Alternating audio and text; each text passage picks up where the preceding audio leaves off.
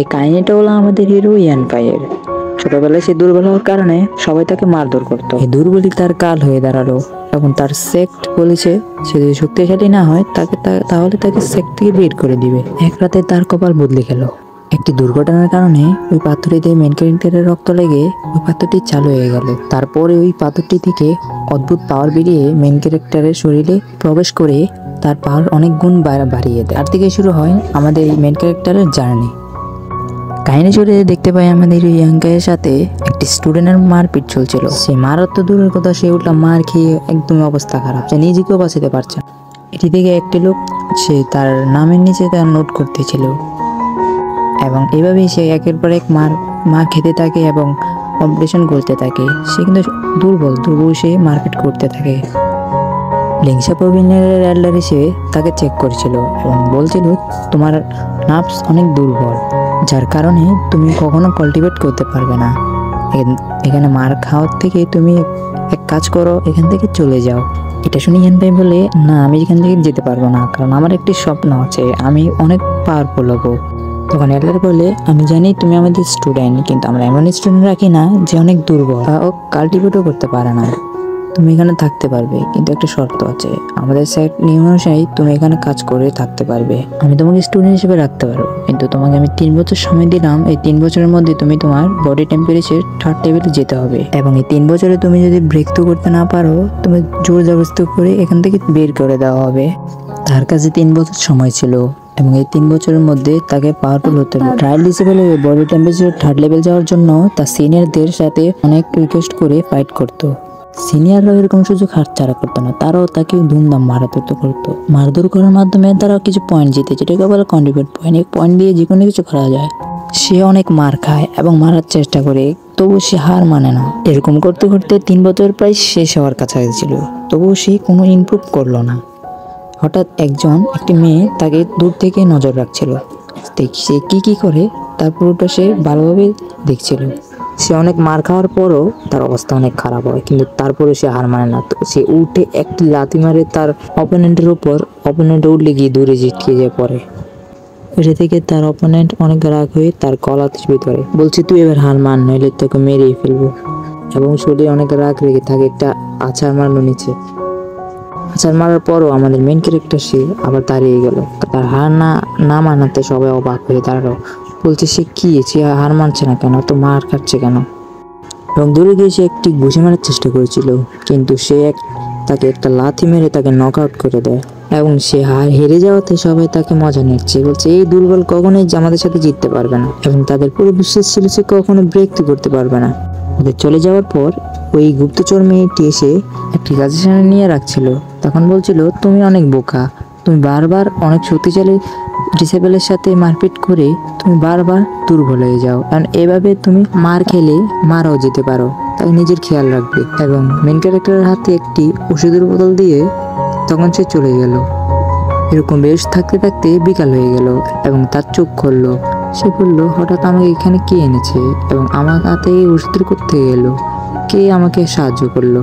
যেই আমাকে সাহায্য করো না কেন, তুমি দেখে নিও একদিন আমি অনেক পাওয়ারফুল হবো। আমি ওয়াদা করি আমি সেদিন তোমাকে দেখিয়ে দেবো আমি কতটা পাওয়ারফুল হতে পারি। সেদিন তুমি অনেক খুশি হবে এবং আমার উপর প্রাউড করবে। তখনই তার মনে পড়লো তার 3 বছরের শেষ হওয়ার আর কিছু সময় বাকি। এই 2-1 দিনের মধ্যে আমি ব্রেক তো না করতে পারি, হয়তো তুমি আমাকে কখনোই দেখবা না। এবং অনেক মন খারাপ নিয়ে সে তার বাড়িতে চলে গেল এবং তার ঘরে গিয়ে সে অনেক ভাবছিল আজকের মারপিটের কারণে তার শরীরের ব্যথা অনেক বেশি। তো সে তার শরীরের ব্যথাগুলো ঠিক করতে চেষ্টা করছিল, কিন্তু হঠাৎ তার বালিশের নিচে একটি পাথর দেখতে পাই, যেটা তার রক্তের কানেক্ট হয়ে সেটা চালু হয়ে গেল। এবং সে ভাবছিল যারা তাদেরকে মেরেছিল তাদেরকে একদিন দেখিয়ে দিবি, সে অনেক পাওয়ারফুল হবে। বালিশের জায়গায় যে পাথরটি ছিল তার আঘাত পাওয়া রক্ত পেয়ে সেটা চালু হয়ে তাকে ওই জায়গায় নিয়ে চলে গেল এবং ওই জায়গায় গিয়ে সে তার রক্ত একটি পাথরে লাগিয়ে দিল। ওই পাথরটির উপর রক্ত লাগার কারণে একটি লেখা দেখা যাচ্ছিল। ওই লেখাটি পড়ে সে অবাক হয়ে গেল। এটা কোনো পাথর না, এটা একটি বই, যেটা দেখে সে অবাক হয়ে গেল। এবং যেটা ধরার চেষ্টা করছিল এবং পিছু করতে করতে সে একটি পাহাড়ের কাছে চলে গেছে এবং পাহাড়ের ওই পারে তার অপোনেন্ট দাঁড়িয়েছিল এবং তাকে এক ঘুষি মেরে তাকে পাহাড়ের নিচে ফেলে দিতে চাইছিল। তখনই সে একটি পাথর ধরে নিল এবং জ্বলে থাকলো এবং ওই অপোনেন্ট বলছিল, তুমি হার মানলে আমি তোমাকে উপরে নিয়ে আসবো, মেনে নাও। যেটা শুনে ইয়ানফাই বলে, তার কোনো দরকার নেই, আমি নিজেই উপরে আসতে পারবো। যেটা শুনে ওই ডিসেবলটি ইয়ানফাইয়ের হাতটি পা দিয়ে মুচড়ে দিতে লাগলো। এটা থেকে ইয়ানফাই বলে, আমি জানাকে চিনি, যাও কখন আমাকে আঘাত করবে না, বলো তুমি কে। এটা শুনে ওই লোকটি বলছে, হ্যাঁ আমি যে হই না কেন, এটাতে নিয়ে তোমার কোনো জানার লাভ নেই, তুমি এখন মরবে। তুমি না মরতে চাইলে তাড়াতাড়ি হার মেনে নাও, তোমাকে আমি নিচে ফেলে দিব। যেটা শুনে ইয়ানফাই মানা করে দেয়, যে কারণে ওই ডিসেবলটি তাকে নিচে ফেলে দেয়। নিচে পড়ে সে পানির নিচে চলে যায় এবং হঠাৎ কিছু চেন এসে তার গলা মুচড়ে ধরে এবং তাকে টেনে নিচের দিকে নিয়ে যেতে শুরু করে এবং সে কোনো মতে চেন ছুটে কেউ উপরে আসতে শুরু করে। ইয়ানকাই ভুল করে একটি চেন ছিঁড়ে ফেলে, যার কারণে ওই লোকটি উপরে আসতে শুরু করে। ইয়ানকাই কোনো মতো উপরে উঠে সে দেখতে লাগলো এটা কি জিনিস, জানি না আমি কোথায় এসে পড়েছি আর আমি এখানে কি করে এলাম, সে বুঝতে পারছি না। এবং ওই লোকটি বলছিল, এটা তুমি ভয় পেও না, এটা তোমার ব্রেনের ভিতরে, আমি তোমার ব্রেনের ভিতরে কথা বলছি এবং তোমার ভিতরে যে পাওয়ার ছিল ওই পাওয়ারের কারণে আমি জেগে উঠেছি, তার কারণে তুমি আমার রিয়েল বডি দেখতে পারছো। হাজার হাজার বছর ধরে আমি ওই পাথরটিতে বন্দি ছিলাম, তোমার কারণে আমি আজ আজাদ হয়ে গেছি। এর জন্য তোমাকে পুরস্কার হিসেবে আমি তোমাকে তোমার বডিকে অনেক শক্তিশালী করে তুলবো। এটা শেষ হয়ে কিন্তু সে তখন ইয়ানকাইকে ধরে তার ভিতরে সকল পাওয়ার শুষে নিতে লাগলো। এই প্রসেসের জন্য তার অনেক ব্যথা করছিল, সে মনে করছে এখন মরেই যাবে। তখন একটা আত্মা এসে বলছে, তুমি এভাবে হার মানতে পারো না, কারণ তুমি অনেক স্ট্রং, তুমি হার মানবে না। এটা তার মায়ের একটি আত্মা, যেটা অনেক বড় সিদ্ধি এসেছে, তুমি কখনই হার মানো নেই, তাই তুমি হার মানো না। এটা শুনে ইয়ানকাই বলে, আমার কোনো বাসার কোনো ইচ্ছা নেই, আমার কোনো ভরসা নেই এখানে বাঁচবো যে। তখন ওই ছোটি বলে, তুমি এর থেকে আরো কঠিন সময় পার করে এসেছো, তাই তুমি কখনো হার মেনো না। যতদিন তোমার ভিতরে একটু পাওয়ার আছে ততদিন পর্যন্ত তুমি হার মেনো না, তুমি দেখিয়ে দাও তুমি পারবে। আমার কাজ ছিল তোমাকে সাহস আনে দেওয়ার, তাই আমি এনে দিয়েছি, তাই আমি এখানে চলে যাচ্ছি, আমার কাজ শেষ, তো ভালো থাকো, বাই। এই কথাগুলো শুনে ইয়ানফাইয়ের মনে জোশ অনেক বেড়ে যায় এবং সে তার মাস্টারের সাথে অনেক ফাইট ব্যাক করে জিতে যায় ওই ফাইটটি এবং খুশি হয়ে সে ভাবছে এটাই তার প্রথম জিত, যে জীবনে সে প্রথমে জিতেছে। এর সাথে তার শরীরের পাওয়ার বাড়তে থাকে এবং এর সাথে তার ঘুম ভেঙে যায় এবং সে দেখছে এটা কি হইলো, এটা কি স্বপ্ন ছিল নাকি বাস্তব, এটা কি হয়েছিল আমার সাথে, সে কিছু বুঝতে পারছে না। এবং হঠাৎ দেখতে পাচ্ছে যার শরীরের সকল ব্যথা বুধা চলে গেছে, তার ইনজুরি সব ভালো হয়ে গিয়েছে। এটা থেকে সে কাল্টিভেট করতে বসেছিল কিন্তু সে পারছে না, এটা থেকে সে কিছু বুঝতে পারছে না। সে ভালোভাবে দেখছে এটা কি হলো আমার সাথে, এটা কি স্বপ্ন ছিল নাকি, সে ভাবছে ওই বইটার কথা এবং হঠাৎ ওই বইটা ওর সামনে ওর হাতে চলে আসছে এবং সে ওই বইটাকে ধরে দেখছিল ভালোভাবে, এটা কি বই, যেটা হঠাৎ আমার কাছে আসছে এবং বলে এরকম বই অনেক অনেক দামি হয়। সে ভাবছে এটা হয়তো স্টোর বুক হতে পারে, যেখানে অনেক স্ট্রেজার ওটার ভিতরে লুকিয়ে রাখা যায়, যেটা ভেবে খুব জলদি তার দরজা জানালা সব বন্ধ করে দেয় এবং এই কথাটা সে সিক্রেট রাখতে চায়, কারণ কেউ যাতে এর ব্যাপারে না জানে। তারপরে ওই বইটিকে সে ওপেন করে এবং ওপেন করার পর দেখতে পায় 6-7টি পেজ এবং একটি পৃষ্ঠায় একটি গোল্ডেন বডি নামে কিছু লেখা ছিল। সে এটা ভালোভাবে পড়ছে, লেখা ছিল যে এই গোল্ডেন বডিটা শেখার পরে তার দ্বিতীয় পৃষ্ঠা খুলবে। এটা দেখে ওই পৃষ্ঠার যে টেকনিকটা সে টেকনিকটা শিখতে লাগলো। এটাতে লেখা ছিল যে সূর্য অস্ত গেলে এই মেথডটি ইউজ করে ট্রেনিং করতে এবং এটি দেখার পর সে কয়েকদিনের পর সে ভালো ট্রেনিং করে কিছু প্র্যাকটিস করে সে গোল্ডেন বডি অ্যাচিভ করতে লাগলো এবং সে ট্রেনিং করছে কি কিন্তু থেকে লাগছে কেউ তাকে দেখছে। দেখে ফেলার ভয়ে সে তাড়াতাড়ি প্র্যাকটিস বন্ধ করে সে এখান থেকে চলে গেল। কিছুক্ষণ পরে ওই লোকটি সামনে আসলো এবং এই লোকটিকে তা এখন আমাদের দেখালো না। পরবর্তী দেখতে পাই ইয়ানকাই যারা দিচ্ছিল ঘাস দূর থেকে কাছ থেকে ওই মেয়েটি তাকে দেখতে থাকলো। মেয়েটি অবাক হয়ে দেখায় সে পুরোপুরি সুস্থ, তার শরীরে কোনো আঘাতের চিহ্ন নেই। হঠাৎ পিছন থেকে একটি গাড়ি আসতে থাকলো, গাড়িটি এসে আমাদের মেন ক্যারেক্টারের সাথে ধাক্কা লাগতে লাগলো। মেন ক্যারেক্টার কোনোরকম সে গাড়িটিকে থামিয়ে দিল এবং ওই মোটা ছেলেটি বলছে, ভাই তুমি ঠিক আছো কিনা। তার কথা শুনে মেন ক্যারেক্টার বলছে, আমি ঠিক আছি। এই কথাটি শুনে গাছের কথা কইলে মেয়েটি পুরো অবাক হয়ে যায় এবং ভাবছে 3 বছরে সে কোনোবার ব্রেক থ্রু করতে পারেনি, এমনকি ওর রাতে কি ওদের ব্রেক থ্রু করার চেষ্টা করছে। খালি ওয়েট করছে। তখন ওই মোড়ার ছেলেটি তার জিনিসপত্র ঠিক করছিল, বলছিল আজকে এল্ডার মিং আমাকে ঠিক রাখবে না, আজকে আমাকে মেরেই ফেলবে, আজকে এমনি দেরি হয়ে গেছে। এল্ডার মিং হলো লিংচা প্যাভিলিয়নের কন্ট্রিবিউট পয়েন্টের ইনচার্জ, তার কারণে সে ভয় পাচ্ছে। মোটর কথা শুনে মেন ক্যারেক্টার বলছে আজকে তো তারও যাওয়ার কথা, সে চলে গেল। ওখান থেকে সেক্টে এল্ডার মিং মেয়েদের দেখে লুচ্চামি শুরু করে এবং মেয়েদের খারাপ নজরে দেখে। তা দেখে একটি লোক তার সামনে দিয়ে দাঁড়িয়ে তাকে না দেখার জন্য ডিস্টার্ব করছিল। তার কাছে সে সেট থেকে চলে যাচ্ছিল, তখন হঠাৎ মেন ক্যারেক্টারের সাথে ধাক্কা লেগে মেন ক্যারেক্টারের হাতে তার টাকা পয়সার একটি পটলি হাতে চলে যায়। তা দেখে তাকে চোর মনে করে অনেক গালিগালাজ করছিল। মেন ক্যারেক্টার বলছিল যে আমি তো এটা আপনাকে এখন ফেরত দিতাম। আমাদের মেন করার কথা নেই, ওই লোকটি বলছে তুমি একজন চোর, কারণ আমি তোমার হাতে নাতে ধরেছি তোমাকে। তুমি এখন যদি শাস্তি না পেতে চাও তবে এখনই আমার নিচের হয়ে ঝুঁকে আমার পা ধরে ক্ষমা চাও, নাহলে তোমাকে আজকে ছাড়বো না। ওই লোকটির কথা শুনে মেন ক্যারেক্টার অনেক রেগে যায়, এখন বলছে আমি কোনো দোষ করিনি, তার কেন আমি তো আপনার কাছে মাপ চাইবো। তার কথা শুনে ওই লোকটি বলছে ঠিক আছে, তুমি যদি তোমার কাজে তোমার লজ্জা না থাকে তাহলে তোমাকে আমি একটি স্কিল দেখাবো। সেটা দেখাচ্ছিল তখনই একটি পাথর এসে তার পায়ের সাথে ধাক্কা লেগে সে পড়ে যায়। তার বসা দেখে সে মেন ক্যারেক্টার বলছিল এটা কি তোমার নিংসা প্যাভিলিয়নের স্কিল?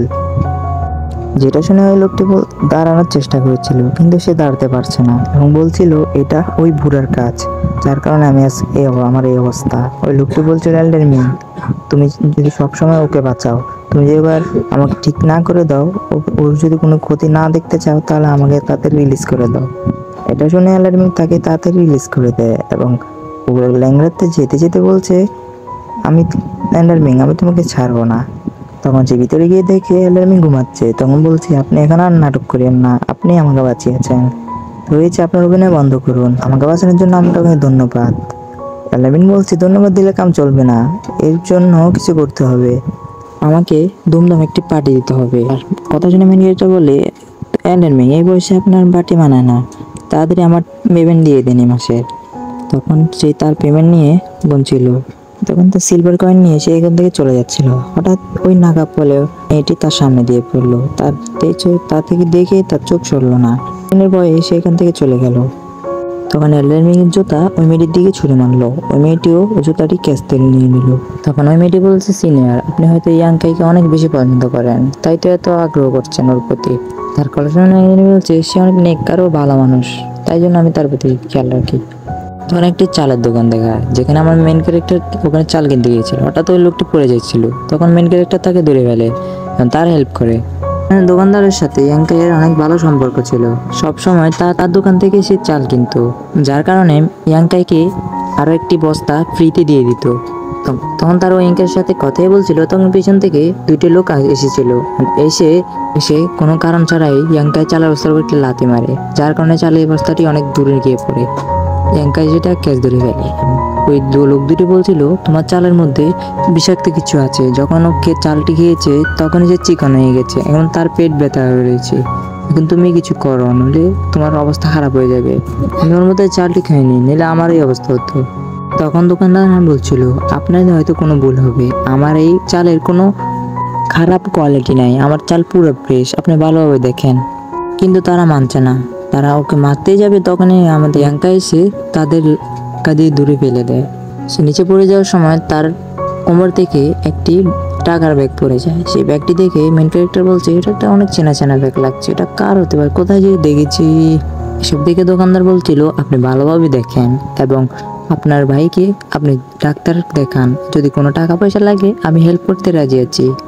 তখন লোকটি বলছে আমরা কোনো বদমাস না যে আন্তাজে কারো থেকে টাকা নেবে, এটা একটি জীবনের ব্যাপার। এটাও বলছিল তখনই পিছন থেকে একটি ইয়াং মাস্টার আসে, সে এসে পিছনে একটি মেয়েকে টিপ দেয়, তা দেখে সব অবাক হয়ে যায়। সেসব ভাবছিল, তখন আমাদের মেন ক্যারেক্টার ভাবছে এটা তো ওই লোকটা যে কোনো কারণে আমাকে চোর বানাচ্ছে চেয়েছিল, এই সে লোক। এবং সে ভাবছে এই দুজনের মধ্যে কোনো না কোনো কানেকশন আছে, এই মিশে হয়তো এই প্ল্যানটি করে তাদেরকে ঠকাচ্ছে এসেছিল। তখন ওই দুটো ব্যক্তি ইয়াং মাস্টার কাছে বিচার দিচ্ছে যে আমরা আমাদের এখানে এইভাবে ঠকানো হয়েছে, সেটা এইসব আজেবাজে কথা শুনে ইয়াং মাস্টারটি তাকে একটি ধাক্কা মেরে দেয়। এবং তারপরে বলে, আমার তো মনে হয় না তোমার ভাই কোনোভাবেই রোগী, কোনো ক্ষতি হয়েছে। একটি হ্যান্ড পাম্প অ্যাটাক করে তাদেরকে দূরে পাঠিয়ে দেয়। এসব ঝগড়া থেকে আশেপাশের মানুষ জমা হয়ে যায়, যেটা দিয়ে আমাদের মেন ক্যারেক্টার ইয়ান পাই পাবে এটা তাদের একটি প্ল্যান, যেখানে সেই হিরো হতে চাচ্ছে। তখন ওয়াং মাস্টি বলে, আমার নাম সিমো, আমি লিংসা প্রভিলেন্সের একজন স্টুডেন্ট। আমার কাজই হলো অসহায় মানুষদের পাশে দাঁড়ানো এবং তাদের সাহায্য করা। আমি জানি তোমরা এখানে ইচ্ছা করে পাগলামি করতেছো, তাই এখান থেকে তাড়াতাড়ি ভাগো, নইলে অখবর আছে। যেটা শুনে ওই দুজন চলে যেতে লাগলো, কিন্তু আমাদের মেন ক্যারেক্টার ইয়ান পাই তাদের সামনে এসে দাঁড়ালো। এখন বলছিল, তোমাদের অ্যাক্টিং স্কিল অনেক ভালো। তারপর আমাদের মেন ক্যারেক্টার ওদেরকে একটি আছাড় মারে এবং সবার সামনে নিয়ে আসে। ওরা ইচ্ছা করে সিনার হানকে দোষী করেছে এবং আচ্ছা ওরা যে দোষ করেছে কাল তোমাদের সাথেও করতে পারে। আর মেন ক্যারেক্টারের কথা শুনে সকল দোকানদারও ভাবছে ওর কথা ঠিক, ওদেরকে এভাবে যেতে দেওয়া যায় না, কিছু একটা ওদের করতে হবে। এবং সবাই মিলে তাকে উত্তমাতা দেওয়া শুরু করলো। ওরা মারি খাচ্ছিল, তখন পিছন থেকে সুমো এসে বলে, ওদেরকে এভাবে মেরেন না, ওদেরকে মারলে ওরা তো মরেও যেতে পারে। তার কথা শুনে মেন ক্যারেক্টার বলে, না ভাই, ওদেরকে এভাবে ছাড়া যায় না, ওদেরকে এই শিক্ষাটাই বেস্ট, ওরা এটাই যোগ্য। এবং ওদের কথা যদি মিস্টার আন মেনে নিত তাহলে মিস্টার আনের দোকান তো বন্ধ হয়ে যেত। তো মিস্টার সুমো মানা করছিল তাদের। এই কথা শুনে মেন ক্যারেক্টার বলে, আমার মনে হয় তুমিও ওদের সাথে মিলে আসছো, কারণ তোমার টাকার ব্যাগ ওদের কাছে। এটা শুনে সুমো আর কি বলবে, ও তো অবাক হয়ে গেছে। এটা শুনে এই কথা শুনে বলছে, হয়তো এরা আমার ব্যাগ চুরি করেছে। সুমোর কথা শুনে ওই মোটার লোকটি বলছিল অনেক হয়েছে, আর না, আপনি আমাদের বলেছেন টাকা দিয়ে এই তামাশা করতে, তাই আমরা তামাশা করেছি, নইলে আমরা জীবনেই করতাম না, মারও খেতাম না।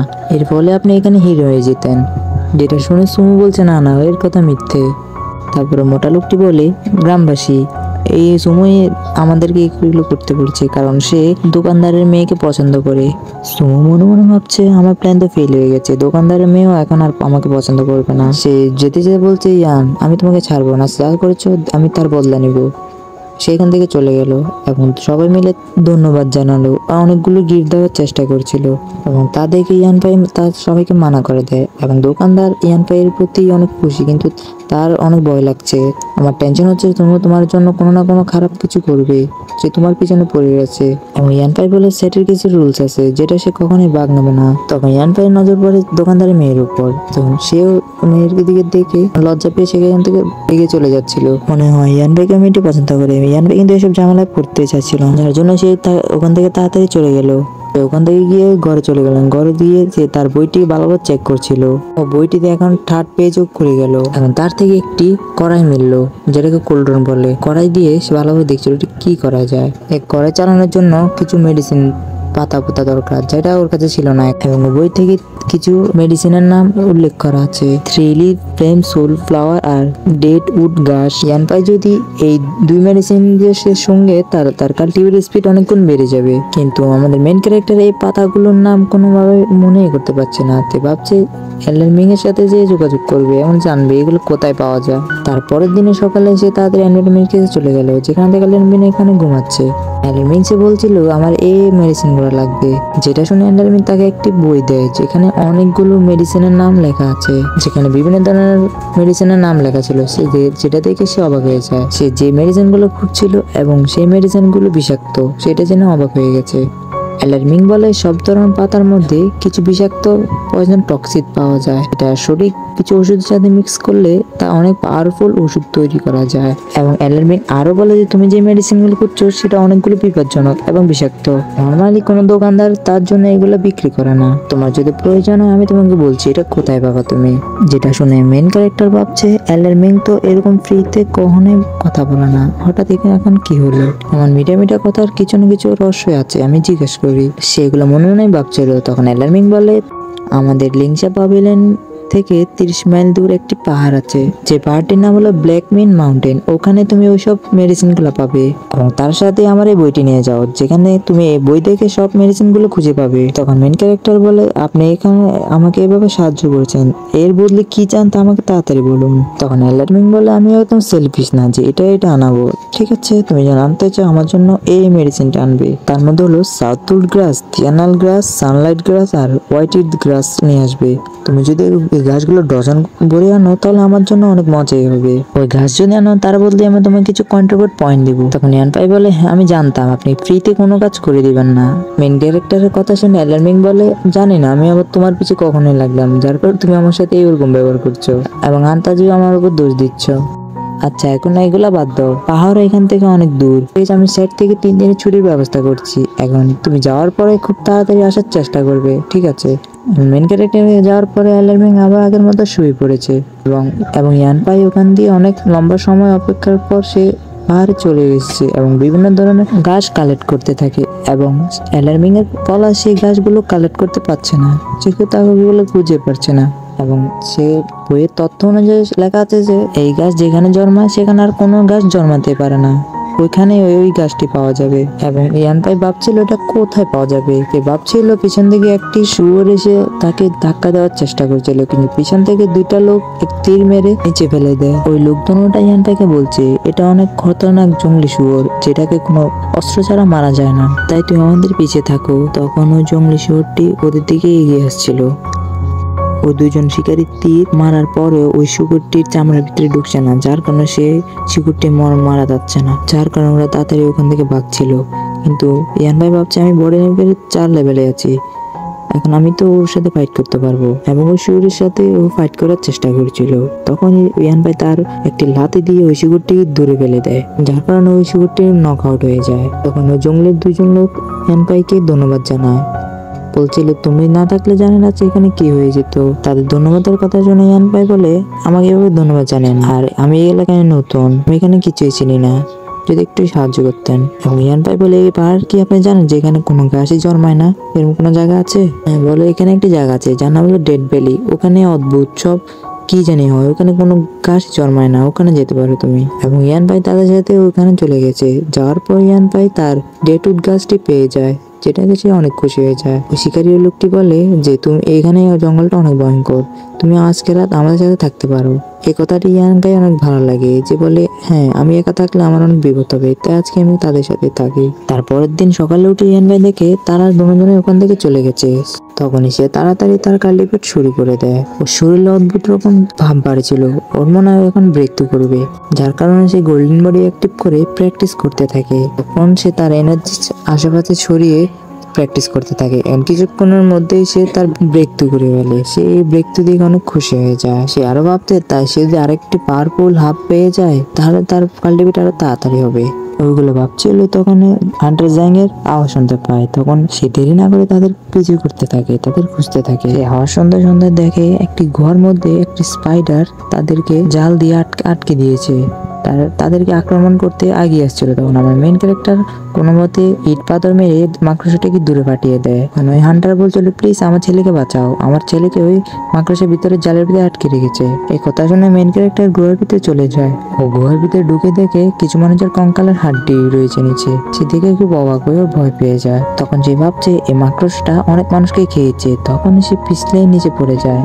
নিচে পড়ে সে ওই মাকড়সাটির ঘরে চলে যায়। তখনই সে দেখতে পায় এই মাকড়সাটি প্রথম লেভেলের, এখন ওই বাচ্চাটিকে সে এখন খেয়ে ফেলবে। সে ভাবছে সে তো পাওয়ারফুল হয়েছে, কিন্তু সে আজ পর্যন্ত কোনো মনস্টারের সাথে ফাইটই করেনি। তখনই মেন ক্যারেক্টার ভিতরে গিয়ে মাকড়সাটি একটা লাথি মেরে বাচ্চাটিকে ক্যাচ ধরে ফেলে। ওই বাচ্চাটি মাকড়সার বিষের কারণে সে বেহুশ হয়ে রয়েছে। ততক্ষণে ওই মাকড়সাটি ইয়ান পাইকে অ্যাটাক করে দিয়েছে। মাকড়সাটি ইয়ান পাইকে খেতে চেয়েছিল, তখন ইয়ান পাই একটি ঘুষি মেরে তাকে দৌড়ে পালিয়ে যায়। এগুলো থেকে মাকড়সাটি এই গুহার পাথর নিচে ফেলতে শুরু করে দেয়। ইয়াং পাইকে কোনোভাবে গুহার থেকে বেরোতে হবে, না হলে বাচ্চাটি বিষের কারণে মারা যাবে। তখন কোনো উপায় না পেয়ে গোল্ডেন বডি অ্যাক্টিভ করে সে মাকড়সার সাথে ফাইট করতে শুরু করে দেয়।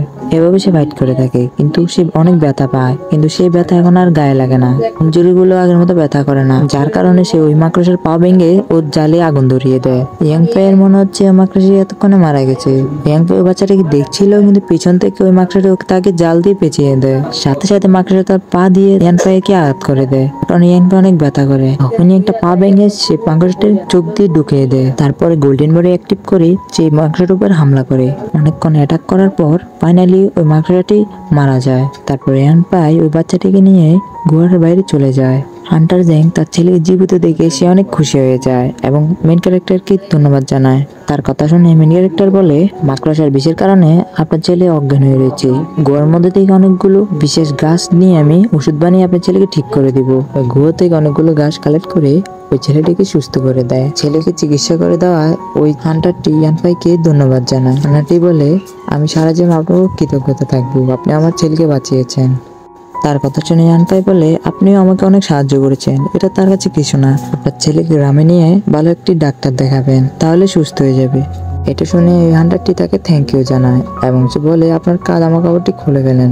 এই কথা শুনে ইয়ানফাই অনেক ভয় পেয়ে যায়, বলে আপনার ধন্যবাদ জন্য এই কিছু করতে হবে না। তখন ওই হান্টারটি বলে, আপনি আমাকে ভুল ভাবছেন, আমি এসব কিছু করতে চাচ্ছি না, আমি তো তোমার চিরা কাপড়টি ঠিক করে দেওয়ার জন্য বলছি। ভাই তার কথা শুনে তার শার্টটি দিয়ে দেয়। ওই হান্টার জ্যাংকে ধন্যবাদ জানায়, ওর কারণে সে অনেকগুলো ঘাস পেয়ে গেছে, যেগুলো সে খুঁজছিল সেগুলো পেয়ে গেছে, যেগুলো নিয়ে সে তার বাড়ি চলে গেছে। সে যখন বাড়ির সামনে আসে দেখে অনেকগুলো স্টুডেন্ট তার বাড়ির সামনে দাঁড়িয়ে রয়েছে। ইয়ানফাইও তাদের সাথে যোগ দিয়েছে এবং তাদের সাথে দাঁড়িয়ে তামাশা দেখছে।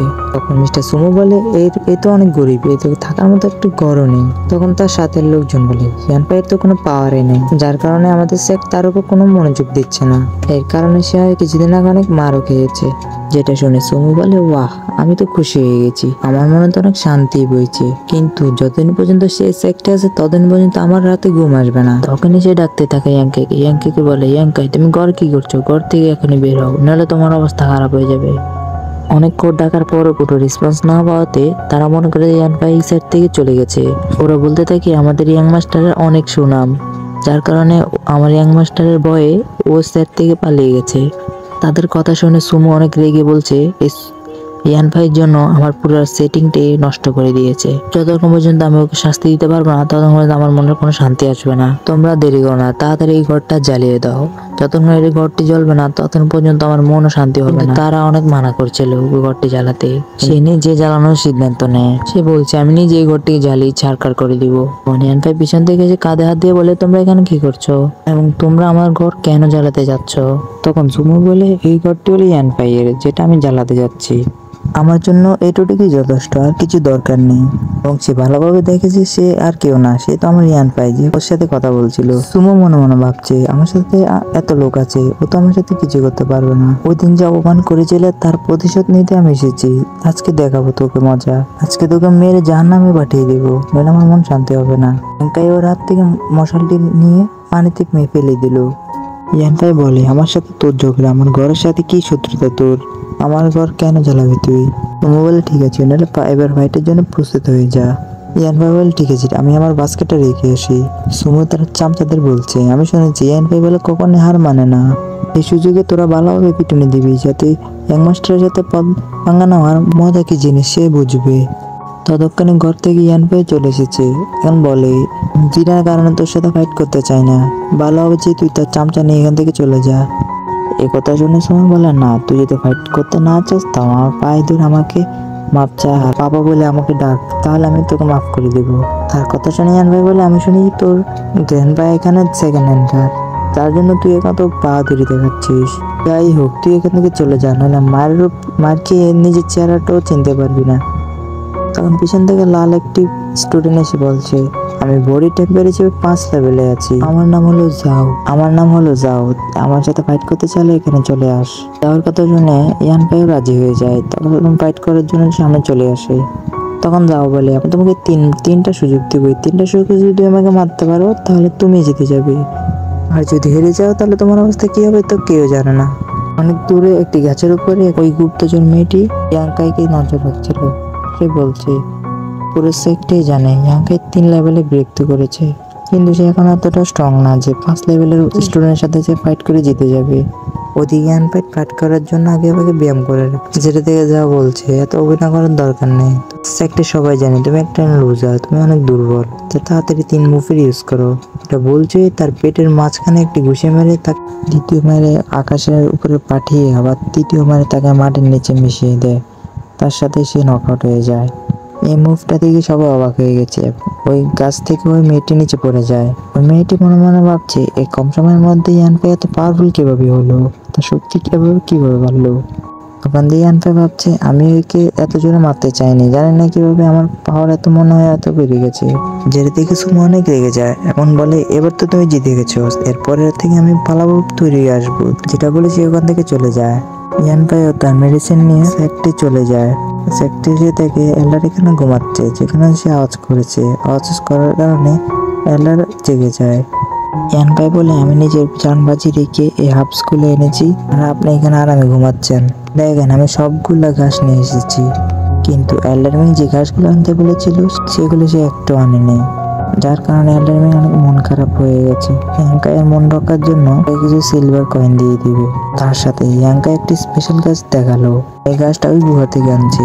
এর বদলে এলারমিন তাকে কিছু গাছ দেবে বলেছিল। ইয়ানবা তখন ওই গাছটি দেখায় যে গাছটি থেকে গুহা থেকে পেয়েছিল, যার বদলে ইয়াঙ্কাইকে ওই এল্ডারটি একটি গাছ দিবে বলেছিল এবং তার সাথে সাথে ওই দোকানটি পরিষ্কার করতে বলছিল।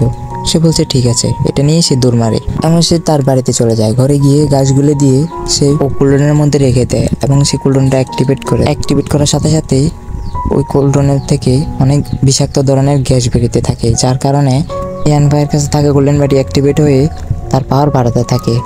অনেকক্ষণ কাল্টিভেট করার পর ইয়াং ভাই ভাবতে থাকলো আরও কিছু শক্তিশালী গাছ পেলে সে তাড়াতাড়ি আরেকটা লেভেল বেরকিত করে নেবে। ওদিক দিয়ে দেখানো হয় সুমুস তার স্বপ্নে দোকানদারের মেয়েকে কিস করতেছিল। তখন সে উঠে দেখেছে তার বন্ধুকে কিস থেকে তার বন্ধু চিল্লাতে থাকে এবং সে দূর হয়ে যায় এবং বলে আমাকে ছেড়ে দেন, আপনি কই আছেন।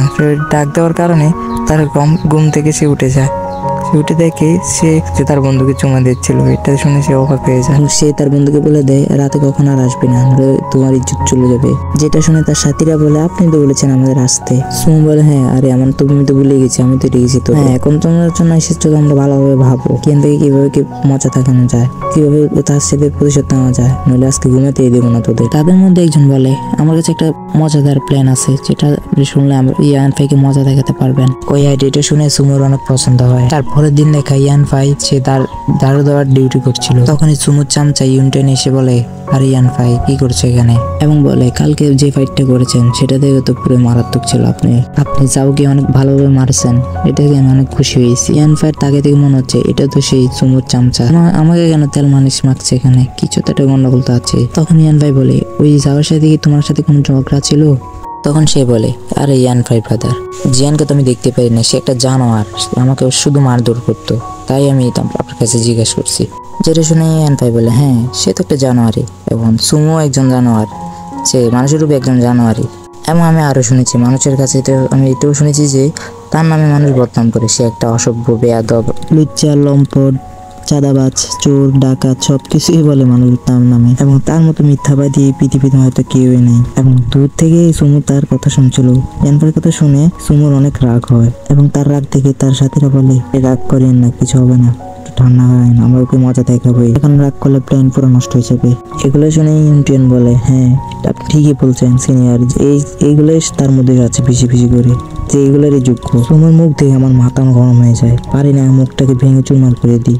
তার কথা শুনে বলে না সে অতটাও খারাপ না, কিন্তু তুমি বলছো হয়তো হতে পারে। তখন ইউনটিয়ান বলে সে তো দুর্বলকে দেখলে গুলি করে এবং পাওয়ারফুল কাউকে দেখলে সে তার ভয়ে তার পায়ে ধরে ফেলে।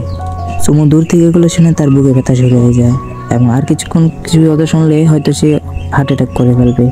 তখন ইউনটিয়ান বলে আরে সিনিয়র কথা, আমাকে কিছু মুভ শেখান না, আপনার তো অনেক পাওয়ারফুল, আমি কিছু মুভ শিখিয়ে দেন। যেটা শুনে ইয়ান ভাই মনে ভাবে সে তো আমার সাথে মারপিট করতে চাচ্ছে, ঠিক আছে একটু মজা দেখেই দিই। ইয়ান ভাই বুঝে গেছে যে ট্রেডিং নামে ইয়ান ভাইকে মারতে এসছে এবং মারপিট করার জন্য ইয়ান ভাইকে অনেক তেল মালিশ মাখছিল। তখন ইয়ান ভাই তার কথা শুনে বলেছে ঠিক আছে আমি তো মারপিট করবো, কিন্তু তার শর্ত আছে, তার বললে আমাকে কিছু দিতে হবে। তখন তার কথা শুনে ইউনটিয়ান বলে ঠিক আছে, তার বললে আমার কাছে কিন্তু কন্টেন্ট পয়েন্ট আছে সেটাই দিব। তখন ইউনটিয়ানের শয়তানের মাথায় বুদ্ধি এসেছে এই পয়েন্ট গেলে যাক, তার বললে তো ইয়ান ভাই কিছু মারতেই পারবো আমি, ইয়ান ভাই তো 12টা বাজাতে পারবো। এবং ইয়ান ভাই বলে ঠিক আছে, তার বললে আমার কিছু হাফ কিনে নিয়ে আসো, তারপর আমি মারপিট করবো। তারপরে সিনি ইউনটিয়ানকে দেখতে পাই সে ঘাস কিনে নিয়ে এসেছিল এবং সে মনে ভাবছে এটার দাম অনেক বেশি, এই ঘাসগুলো বলতে যদি ইয়ান ভাইকে মারতে পারি সেটাই অনেক। তারপর সিনি দেখি ইয়ান ভাইয়ের সাথে ইউনটিয়ান মারপিট করছিল, কিন্তু সে অ্যাটাক করে, কিন্তু ইয়ান ভাই এটা অ্যাটাক ডজ করে নেয় এবং অনেকক্ষণ চেষ্টা করার পর ইউনটিয়ান একটি ঘুষি মারতে পারছিল, যার ফলে ইউনটিয়ান উল্টা ব্যথা পায়। ইয়ান ভাইয়ের তো কিছুই হয় না।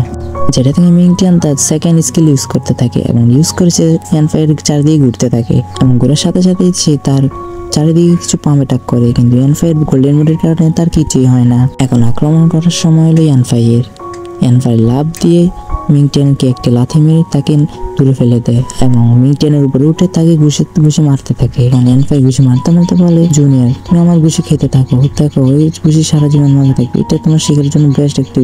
এবং এই ঘুষি খেতে খেতে মিংটিয়ানের অবস্থা একবারে খারাপ হয়ে যায়। এত ঘুষি খাওয়ার ফলে মিংটিয়ান বলে, ভাই আমাকে আজকের মতো এখানে ছেড়ে দাও, আমি আজকের মতো আর প্র্যাকটিস করতে চাই না। কথা শুনে ইয়ানফাই তাকে ছেড়ে দেয় এবং বলে, সামনের থেকে আর ভালোভাবে তোমাকে ট্রেনিং দিব, তো তুমি চলে আসো এবং ওই পাওয়ারফুল ঘাস দেওয়ার জন্য তোমাকে ধন্যবাদ। ইয়ানফাই চলে যাওয়ার পর সে কাঁদছিল এবং বলছিল, আজকে আমি অনেক টাকা আমার লস হয়ে গেছে এবং সাথে সাথে অনেক মারও খেয়েছি, আমার তো পুরো লাইফটি হয়তো আজকে শেষ হয়ে গেল। তখন এগুলো দেখে দূর থেকে সুমো বলছিল, ইয়ানফাই 3 লেভেলের হয়েও 5 লেভেলের সাথে কিভাবে ফাইট করতে পারলো, আমি তো বুঝতে পারছি না। এরকম ঘটনা তো লিংসা পাবে না, তাহাকে কখনোই হয়নি। এগুলো সে বলছিল, তখন পিছন থেকে ইয়ানফাই এসে বলে, থ্যাংক ইউ ব্রাদার তাকে পাঠানোর জন্য, তার কারণে আমি একটি পাওয়ারফুল ঘাস পেয়েছি এবং তোমার তো মারও দিয়েছি। তারপরে তো যদি কাউকে পাঠাই একটু বড় লোক চেয়ে পাঠাই, যাতে আমি একটু ভালোভাবে টাকা কামাতে পারি। তখন ইয়ানফাইয়ের কথা শুনে সে অবাক হয়ে যায়, বলে, তুমি কিভাবে জানো সে আমার বন্ধু? তখন ইয়ানফাই বলে, তুমি যখন ওই দিন আমাকে বাড়ি আগুন জ্বালাতে আসছিল, তখন আমি সেদিন তাকে দেখে ফেলেছিলাম এবং আমার সবই মনে থাকে, কে এসেছিল আমার কাছে, কে আমার শত্রুকে বন্ধু সব আমার মনে আছে। তাদের ভাই দিয়ে ইয়ানফাই তার বাড়িতে চলে এসে কাল্টিভেট করে শুরু করে দেয়। ইয়ানফাই বলে, এরকম কাল্টিভেট করতে থাকলে আমি তো বড় লেভেলে 5 লেভেলে চলে যাব, কিন্তু 5 লেভেলে যাওয়ার আগে আমার মধ্যে ভাইটালিটি এনার্জিটা আগে অ্যাক্সেস করতে হবে, এমন একটি ভাইটালিটি যেটা সময়ের সাথে সাথে বিভিন্ন ধরনের হয়ে অনেক পাওয়ারফুল হতে থাকে এবং এই ভাইটালিটির কারণে সামনে গিয়ে আমার ইয়াং এনার্জিও আমি কালেক্ট করতে পারবো। তার আগে একটি ব্রিজ তৈরি করবে, তার বদলে আমি বড় 5 লেভেল ব্রেক করতে পারবো। ইয়াংটাই ভালোভাবে জানে তার মধ্যে ভাইটালিটি তার বডির মেইন কোরের মধ্যেই লুকিয়ে আছে এবং সে অনেকক্ষণ ধরে তার ভাইটালিটি অ্যাক্টিভেট করার চেষ্টা করছিল এবং কোনো মতে অনেক চেষ্টা করার পর সে ভাইটালিটি কিছুটা অ্যাক্টিভেট করতে পেরেছে। এগুলো এতটা স্ট্রং না, কিন্তু সময়ের সাথে সাথে এগুলো বাড়তে থাকলে সেটা আরো স্ট্রং হয়ে যাবে। এবারে ইয়ানফাই এই ভাইটালিটির মধ্যে দিয়ে অ্যাজেলিটি ইউজ করে সে কাল্টিভেট করতে পারবে এবং সে আবার সেই গাছ পুড়িয়ে তার কাল্টিভেট করতে শুরু করে দেয়। ততক্ষণে অনেক রাত হয়ে যায় এবং সুমো তার বাড়ির পিছন দিকে তার উপর নজর রাখতে থাকে। তারা মাস্ক কিনতে চলে যাতে তাদেরকে কেউ না চিনে। অনেকক্ষণ অপেক্ষা করার পর তার দলবল বলছিল, আরে এই সিনিয়র তাকে একটু পাওয়ারফুল দিয়ে দেন, যখন আপনার লেভেলে চলে আসবে তখন আপনি ওর খেল খতম করে দিয়েন। তখন সুমো এই কথাগুলো শুনে সে বিরক্ত হয়ে বলে, না আমি এটা হতে দিতে পারিনি, আমি আর সহ্য করতে পারবো না, সে যতক্ষণ পর্যন্ত আমি তাকে মজা দেখাবো না ততক্ষণ পর্যন্ত আমার মন শান্তি হবে না। তখন ইন্টার্ন তাকে বুঝতে থাকে, ইয়ানফাই অনেক পাওয়ারফুল হয়ে গেছে, আমি তার সাথে এখন পারবেন না, আমরা যদি তার উপর লুকিয়ে অ্যাটাক করি তার সাইড থেকে আমাদের পানিশমেন্ট হবে। সুমো মিংটেনকে ধরে তাকে নিচে ফেলে দেয় এবং বলে, তুই আগে তার থেকে ভয় পাওয়া বন্ধ কর। আমি এটাই বুঝতে পারলাম না এত রাতে সে বিরক্ত কিভাবে করে, তাই আজকে দেখবো। আর একটু আমরা ধৈর্য ধরে বসে থাকবো, সুযোগ পেলে তার উপর অ্যাটাক করে তার অবস্থা খারাপ করে দেবো। তাকে এমন মারা মারবো সে 3 দিন বিছানা থেকে উঠতে পারবে না, যদি পুরো কোনো সমস্যা হয় सेटा আমি নিজে দেখে নেব। मगर सुमो के बंदे अभी भी कन्विंस नहीं थे कि वो यांग काई को हरा पाएंगे, इसलिए उन्होंने आपस में ये प्लान बनाया जिसकी सुमो को कोई खबर ही नहीं थी। अब सबसे पहले तो अपने 2 बंदों को यांग काई पर अटैक करने के लिए भेज देता है, लेकिन डोर के पास जाते ही वो दोनों जानबूझकर बेहोश होने का नाटक करने लगे। इधर युनटियान सोचता है कि पता नहीं ये सुमो उस बंदे के पीछे क्यों पड़ा है, ये उसे हरा तो नहीं सकता मगर बार-बार उसकी उंगली कर रहा है। अब युनटियान भी यांग के घर में घुसने के बहाने से अपने साथियों के पास पहुंच गया। वो लोग युनटियान को देखकर उसके सामने चुपचाप से बेहोशी का नाटक करने लगे, तो युनटियान भी सेम वैसे ही करता है। নাটক করা শুরু করেছিল। মিংটিয়ান অজ্ঞান হওয়ার আগে বলছিল, সুমুকে বলছিল এখানে আসবেন না, এখানে বিষাক্ত ঘাস আছে যেটা দয়া হয়ে আপনি অজ্ঞান হয়ে যাবেন, এখানে আসবেন না। তখন মিংটিয়ান মনে মনে ভাবছিল, বাঁচতে হলে অ্যাক্টিং স্কিল জীবনে অনেক গুরুত্বপূর্ণ, সবাইকে বাঁচতে হলে অ্যাক্টিং করতে হবে। সুমু গিয়ে তাদের লাথি মেরে উঠিয়ে দেয়। সুমু জানে তারা অ্যাক্টিং করছিল, বলে তাড়াতাড়ি উঠ শালা, অ্যাক্টিং বন্ধ কর। সুমু তাদের উপর রেগে হাতে একটি লাঠি নিয়ে ইয়ানফাইয়ের ঘরের দরজার সামনে চলে যায়। যখনই দরজা ধরে সে গ্যাস তার নাকের উপর সে অজ্ঞান হয়ে নিচে পড়ে যায়। তা দেখে তার চামচারা বলে, বস আপনিও অ্যাক্টিং স্কিল অনেক ভালো, চেক করতে যায় তখন থেকে আসলে সে অজ্ঞান হয়ে গেছে। তখন ওদের 4 জনের সামনে অদ্ভুত সেই ধোঁয়াটি আসে এবং আসার কারণে তাদের চোখ লাল হয়ে তারা নিজেদের মধ্যে মারপিট করতে শুরু করে দেয়। এভাবেই তারা মারপিট করতে করতে তারা ওখান থেকে চলে গেল এবং ওদিক দিয়ে ওদের আওয়াজে ইয়ান ফাই তাদের দেখে নিয়েছে। ইয়ান ফাই বুঝে গেছে এই ঘাসের কারণে তাদের এই অবস্থা হয়েছে, তারা তাদের সহ্য করতে পারেনি। পরের দিন ইয়ান ফাই এরিনাতে চলে আসলো। ইয়ান ফাইকে এরিনাতে দেখে ওরা সবাই বলে, ইয়ান ফাই তোমরা আজকে হয়তো চারো তাড়াতাড়ি দিয়েছো, তার জন্য আজকে এখানে এসে। তাদের কথা শুনে ইয়ান ফাই বলে, ঠিক আছে তোমাদের কথা শেষ হয়ে গেলে এখন চলো একটু প্র্যাকটিস করা যাক। ওরা জানে না ইয়ান ভাই রাতে প্র্যাকটিস করে 7 লেভেলে চলে এসেছে। 7 লেভেলের পাওয়ার টেস্ট করার জন্য ইয়ান ভাই তাদের সাথে ফাইট করতে যাচ্ছে। এরিনাতে সকল প্লেয়ারদের সাথে ফাইট করার জন্য ইয়ান ভাই তাদের চ্যালেঞ্জ করে। ইয়ান ভাইয়ের কথা শুনে ওরা সবাই রাজি হয়ে যায়। ওরা ভাবছে ওরা আজকে ইয়ান ভাইকে 12 উত্তমাত্তম দিবে। ইয়ান ভাই যে কতটুকু পাওয়ার হয়েছে তারা হয়তো জানে না, জানলে হয়তো কখনোই ফাইট করতো না। তখনই তাদের মধ্যে একজন ইয়ান ভাইয়ের মাথার দিকে একটি ঘুষি মারছিল। তখন ইয়ান ফাই তার মাথা দিয়ে সেটা ডজ করে ঘুষিটি নিজে সে ব্যথা পেয়েছে। ইয়ান ফাইয়ের কিছু হয়নি। এটা থেকে ইয়ান ফাই তাকে একটি ঘুষি মারে, যার কারণে সে নক আউট হয়ে যায়।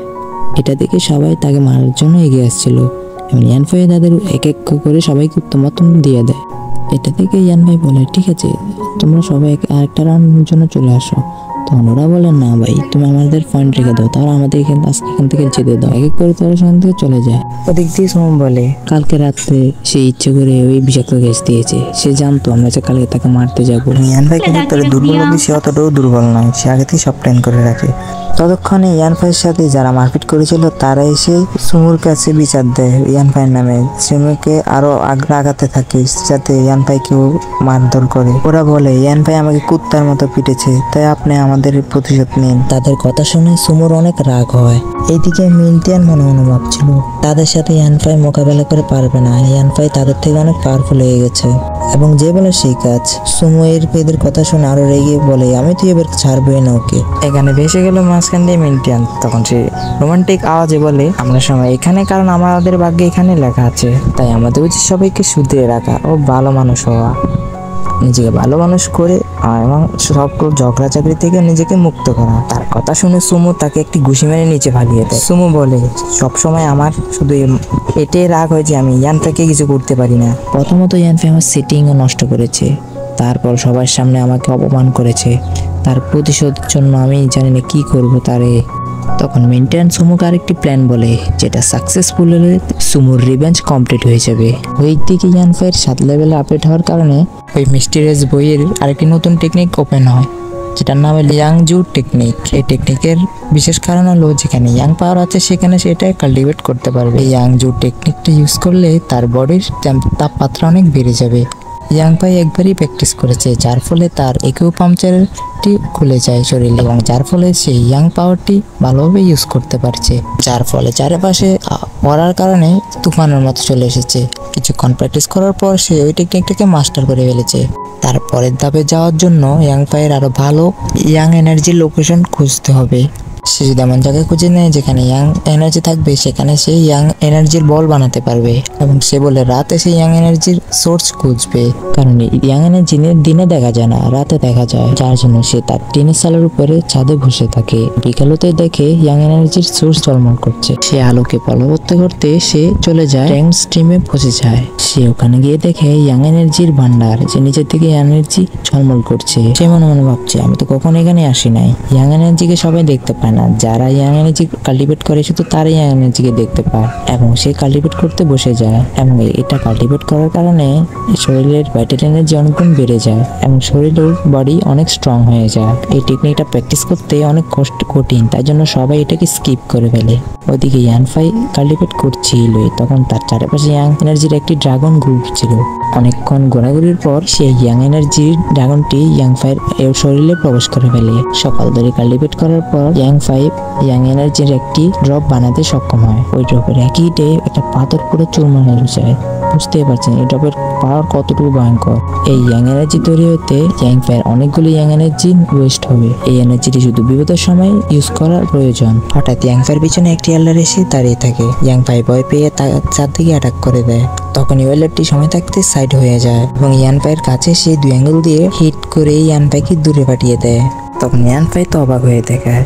তখন ইয়ান পাই অবাক হয়ে এল্লার দিকে তাকিয়ে থাকে। এল্লার বলে, এই যে বালক, তুমি তো অনেক তাড়াতাড়ি ইয়াং লিকুইড বানাতে শিখে গেছো, কিন্তু তোমার বন্ধু আর শত্রুর মধ্যে পার্থক্যটা তুমি এখনো চিনতে পারোনি। তখন ইয়ান পাই মনে মনে ভাবে, আগে কখনো আমি এরকম এত তাড়াতাড়ি কাউকে অ্যাটাক করিনি, আমার বডি এত তাড়াতাড়ি রেসপন্স কিভাবে করে তা এখন আমি জানি না। সেটা ভেবে সে ওই এল্লার থেকে মাফ চায়। ইয়ান পাই বলে, আপনি যে পিছন দিয়ে এসেছেন আমি তো ভয় পেয়ে গেছি, যার কারণে আমি অ্যাটাক করে দিয়েছি, প্লিজ আমাকে ক্ষমা করে দিবেন। এরপরে সিনে দেখা ইয়ান পাই এল্লার নাম জিজ্ঞেস করছিল। ইয়ান পাইয়ের কথা শুনে এল্লার বলে, আমাকে তুমি এল্লার 11 বলতে পারো। এল্লারের কথা শুনে ইয়াং পাই মনে মনে ভাবছে, এটা হয়তো লিঞ্চ প্রবীণের 11 নম্বর এল্ডার হতে পারে, মানে 11 নম্বর এল্ডার। কারণ ওই এল্ডারটি বলে, তোমাকে দেখে আমার একটি বন্ধুর কথা মনে পড়ে যায়, সেও এখানে এসে প্র্যাকটিস করতো। তখন ইয়ান পাই বলে, আমি তো শুনেছি এখানে যারা ক্রাইম করে তাদেরকে এখানে এনে শাস্তি দেওয়া হয়, যেটা পুরো অদ্ভুত অন্যরকম লাগে। তখন ওই এল্ডারটি ইয়ান পাইকে একটি কাহিনী বলে, কয়েক হাজার বছর আগে এখানে একটি মাস্টার এসেছিল। সে এখানে এসে দেখে ইবাল একটি ভয়ঙ্কর মনস্টার এখানে মানুষকে মারছিল, যেটা থেকে সে মাস্টারটি তার তলোয়ারটি বাইর করে এবং সেটা তাকে শেষ করার জন্য তার সাথে অনেকক্ষণ ফাইট করে, এবং ফাইট করতে করতে সেই মনস্টারটিকে হারিয়ে দেয়। ঠিক তখনই এই ড্রাগন স্টিমটি তৈরি হয়, তো ভালোভাবে ওই মনস্টারটি মারা গেছে। তারপর ওই মাস্টারের কিছু সন্দেহ ছিল, যার জন্য লিঞ্চা প্রবীণটি এখানে তৈরি করে। এইটাই হলো আমাদের সেক্টের অরিজিনের কাহিনী। আমাদের পুরনো অ্যানসেস্টাররা এখানে অনেকক্ষণ পাহারা দেয়, অনেক কড়া পাহারা দিয়ে পরে আমরা শয়তান স্টুডেন্টদের এখানে এসে বন্দি করে রাখি। কিন্তু এই ট্র্যাপ ড্রাগন স্ট্রিমে একটি ইয়াং এনার্জির ট্রেজার আছে, এটা এখনো দেখা যায়নি। তখন ইয়াংকে বলে, আপনি হয়তো ওই গুপ্তধনের জন্য এখানে এসেছেন। ইয়ান পাইয়ের কথা শুনে এল্ডার বলেন, না, আমি গুপ্তধনের জন্য আসিনি, আমি এসেছি একজনের খোঁজে, যেটা আমি তোমাকে বলতে পারবো না। তো তুমি আর দেরি করো না, তুমি এখান থেকে চলে যাও, কারণ এই জায়গাটা অনেক ভয়ঙ্কর। এল্ডারের কথা শুনে ইয়াংকে আর দেরি করো না, তখনই ঘরের উদ্দেশ্যে চলে গেল। কিন্তু ঘরে গিয়ে দেখে নাকাপলা মেয়েটি তার বিছানায় শুয়ে আছে, এবং ইয়াংকাকে দেখে সে তাড়াতাড়ি বিছানা থেকে উঠে গেল। ইয়াংকাইয়ের কোনো আইডিয়া নাই এই মেয়েটি তাকে বছরের পর বছর ওষুধ দিচ্ছিল। ইয়াংকাই তখন ওই মেয়েটিকে জিজ্ঞেস করলো, কে আপনি, আপনার নাম কি? তখন ওই মেয়েটি বলল, আমার নাম শিয়া, আমাকে ব্ল্যাকউইড মাউন্টেনের ওই হান্টারটি পাঠিয়েছে তোমার কাছে এই জিনিসগুলো দেওয়ার জন্য। তুমি ঘরে ছিলে না, তাই আমি এগুলো নিয়ে এখানে রেখে দিয়েছিলাম। আমি ভেবেছি তুমি বিকালের দিকে চলে আসবে, কিন্তু আমি অপেক্ষা করতে করতে রাত হয়ে গেছে। তখন ইয়াংকাই বলে, হ্যাঁ, এবার আমি আর আসতে দেরি হয়ে গেছে, কিছু মনে করবেন না, সামনের থেকে তাড়াতাড়ি আসবো।